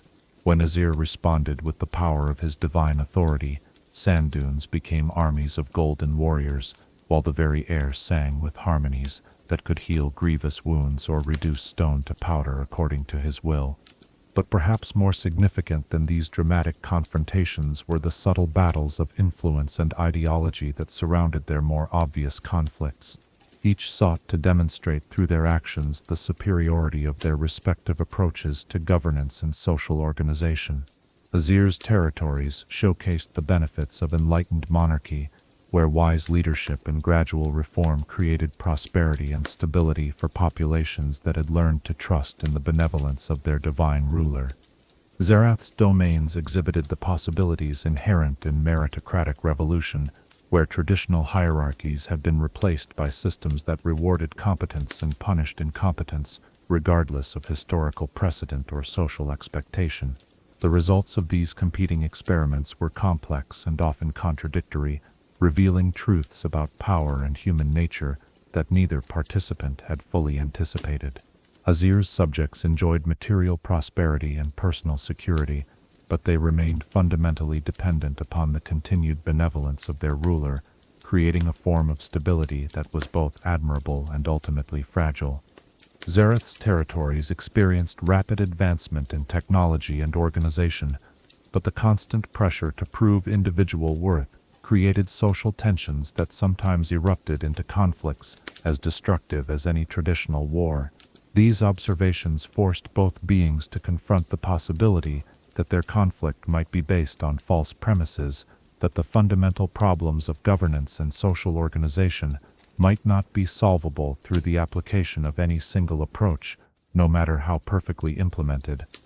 The realization was troubling for consciousness that had invested millennia in developing and refining their respective visions, but it also opened possibilities for synthesis and cooperation that had been impossible when their positions appeared mutually exclusive. Xerath's mastery of magical theory during this period reached levels that challenged the basic assumptions upon which arcane practice had been based throughout recorded history. He discovered techniques for manipulating probability itself, creating localized zones where cause and effect operated according to principles that he defined rather than natural law. He learned to perceive and interact with alternate versions of reality, drawing power and knowledge from dimensions where different choices had led to entirely different outcomes. Most remarkably, he began to develop methods for directly editing the fundamental code that governed magical phenomena, rewriting the basic rules that determined how energy and matter interacted within specific geographical regions. These capabilities placed him among the most powerful entities ever to exist within the material plane, possessed of abilities that rivaled those attributed to the most ancient and mysterious cosmic forces. But with such power came responsibilities and temptations that tested even his transcendent wisdom. The ability to reshape reality according to his will created opportunities to address every injustice, and eliminate every source of suffering he could perceive. But it also raised questions about the appropriateness of such intervention, and the potential consequences of changes imposed without the consent of those affected. The philosophical implications of his situation were staggering in their complexity. If he possessed the power to eliminate poverty, disease, and ignorance throughout Runeterra, did he have the right to refrain from doing so simply because such changes would violate principles of autonomy and self-determination? If he could perceive solutions to problems that mortal minds were incapable of understanding, was he obligated to implement those solutions regardless of the resistance they might provoke? Where was the line between benevolent guidance and tyrannical imposition? And how could such distinctions be meaningful when applied by consciousness that operated on scales extending far beyond normal human experience? These questions became more than academic when Xerath began to detect signs of threats that extended beyond the scope of local or even continental concerns. His enhanced perception revealed disturbances in the magical infrastructure of reality itself, problems that suggested the existence of forces and entities whose activities posed existential risks to the continued stability of the material plane.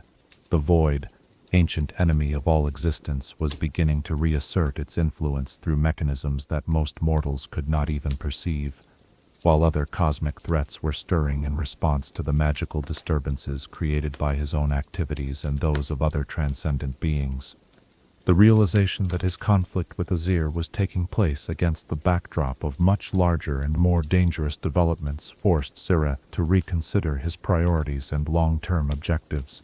The ideological differences that had seemed so important when viewed from the perspective of Shuriman politics appeared trivial when measured against threats that could potentially unmake reality itself. The luxury of philosophical debate and experimental governance became meaningless when existence itself was at stake. This broader context began to influence his interactions with Azir, introducing elements of pragmatic cooperation that transcended their fundamental disagreements about the nature of proper authority. When faced with incursions of void-touched entities that threatened to establish permanent footholds in the material plane, their combined power proved far more effective than either could achieve independently. When cosmic predators attempted to exploit the magical disturbances created by their conflicts, their coordinated response demonstrated the potential benefits of alliance despite their irreconcilable differences. These collaborations were tentative and limited, constrained by mutual mistrust and fundamental disagreement about ultimate goals, but they suggested possibilities for relationship that extended beyond simple conflict or reconciliation. Perhaps their destiny was not to resolve their differences, but to find ways of working together despite those differences, creating a dynamic tension that would drive continued growth and development rather than seeking the false peace of complete agreement. As our exploration of the Magus Ascendant draws toward its close, we see a being who has achieved everything he once thought he desired, but who finds himself facing challenges that his original ambitions could never have anticipated. The power that had once seemed like the solution to every problem has revealed itself to be merely the foundation for engaging with problems of such scope and complexity that they dwarf anything he had previously imagined. Xerath stands now as one of the most powerful entities ever to walk the material plane, master of forces that can reshape reality itself according to his will. But his greatest battles may not be against external enemies, but against the fundamental questions of meaning and responsibility that such power inevitably creates. The slave who dreamed of freedom has become the Magus Ascendant, but the nature of ascendancy itself has proven to be far more complex and demanding than any mortal consciousness could have comprehended. As you settle into the gentle embrace of sleep tonight, perhaps you might reflect on the paradoxes of ultimate achievement, and consider how the attainment of our highest aspirations often reveals new categories of challenge that we had never previously imagined. What does it mean to possess the power to reshape the world when the responsibility of such power proves more constraining than any external limitation ever was? And how do we find purpose when our capabilities exceed our understanding of how those capabilities should be employed? Chapter 12. The Price of Ambition.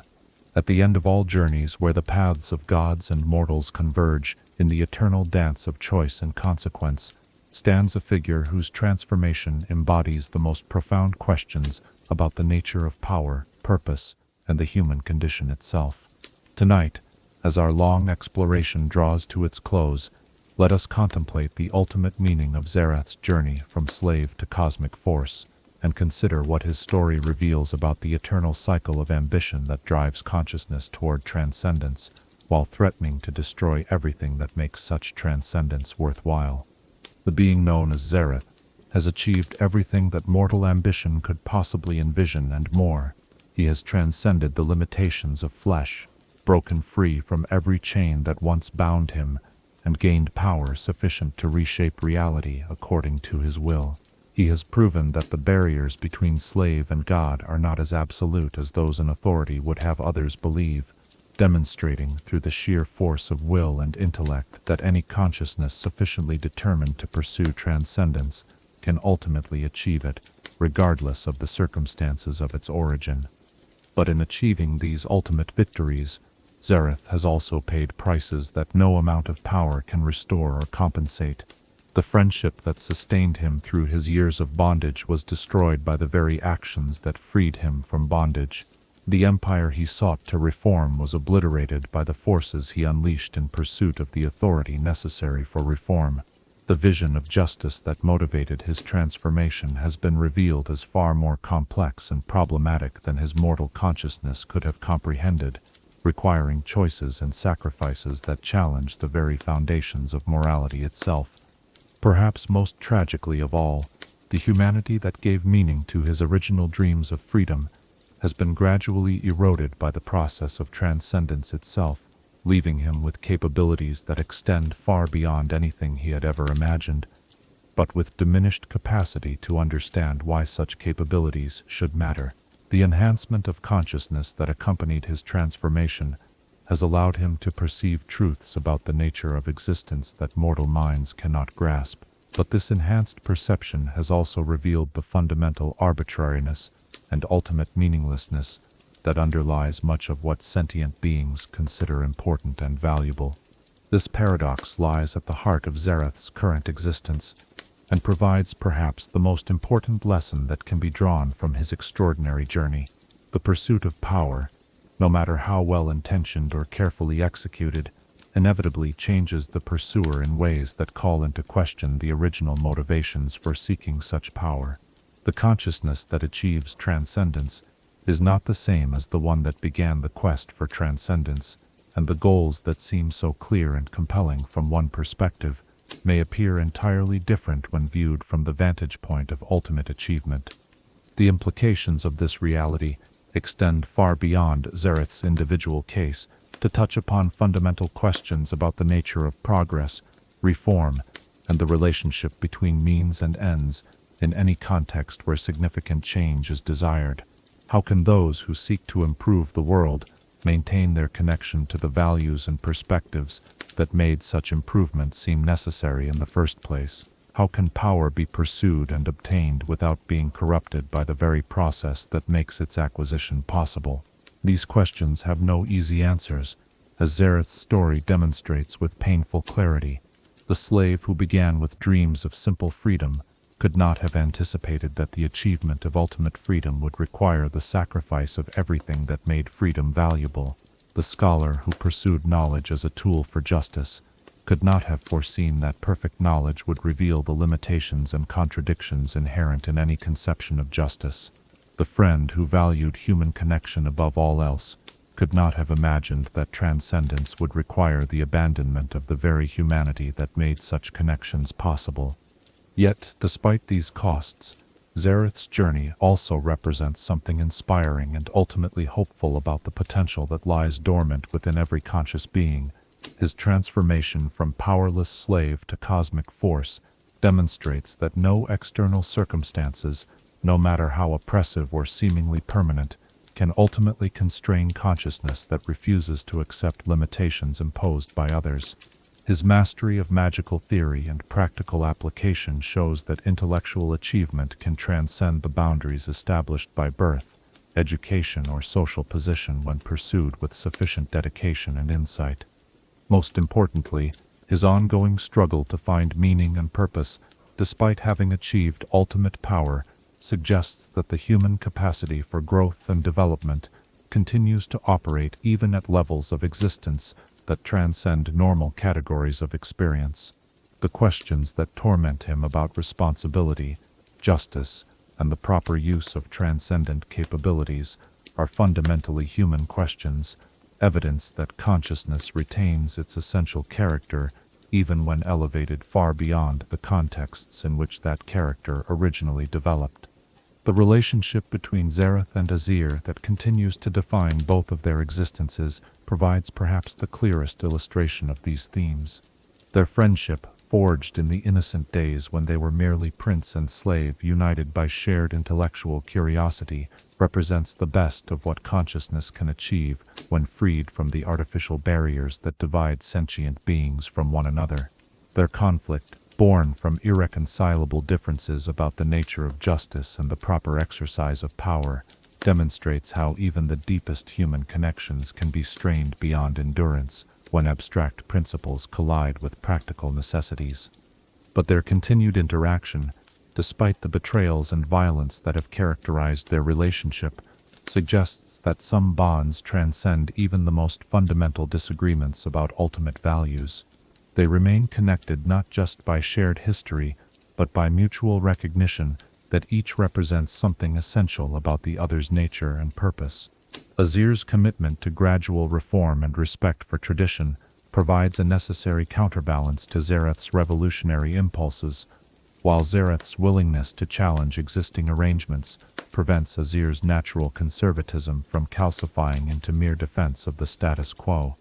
In their ongoing conflicts and occasional collaborations, they embody the eternal tension between stability and change, order and justice, tradition and innovation that characterizes all healthy societies and individuals. Neither approach alone is sufficient to address the complex challenges that conscious beings face, but their dynamic interaction creates possibilities for growth and development that would not exist if either perspective achieved complete dominance. This recognition has begun to influence Xerath's understanding of his own role and purpose in ways that may ultimately prove more transformative than his original ascension to transcendent power. The realization that his capabilities are most meaningful when employed in relationship with others who share his fundamental concerns, but approach them from different perspectives, has started to modify his conception of what ultimate victory might look like. Rather than seeking to impose his vision of perfect justice through the application of overwhelming force, he has begun to experiment with approaches that acknowledge the legitimacy of alternative perspectives, while still working toward meaningful change. Rather than attempting to eliminate all sources of resistance to his authority, he has started to appreciate the value that such resistance provides in forcing him to refine and improve his own understanding of complex issues. These developments suggest that Xerath's story may not be approaching its conclusion, but rather entering a new phase characterized by wisdom gained through experience, rather than knowledge accumulated through study. The being who once believed that sufficient power could solve any problem has learned that the most important problems cannot be solved, but only engaged with in ongoing processes of negotiation, compromise, and mutual adaptation. This evolution in his thinking has been facilitated by his growing awareness of the cosmic context within which his personal struggles take place. The threats posed by entities like the Void and other cosmic predators have forced him to recognize that the conflicts between mortal civilizations, no matter how passionately felt, are relatively minor concerns when viewed against the backdrop of existential risks that could unmake reality itself. This broader perspective has not diminished his commitment to justice and reform, but it has modified his understanding of what such commitment requires in practical terms. The luxury of ideological purity becomes meaningless when existence itself is at stake, forcing pragmatic cooperation with those whose ultimate goals may be incompatible with one's own, but whose immediate interests align sufficiently to permit effective joint action.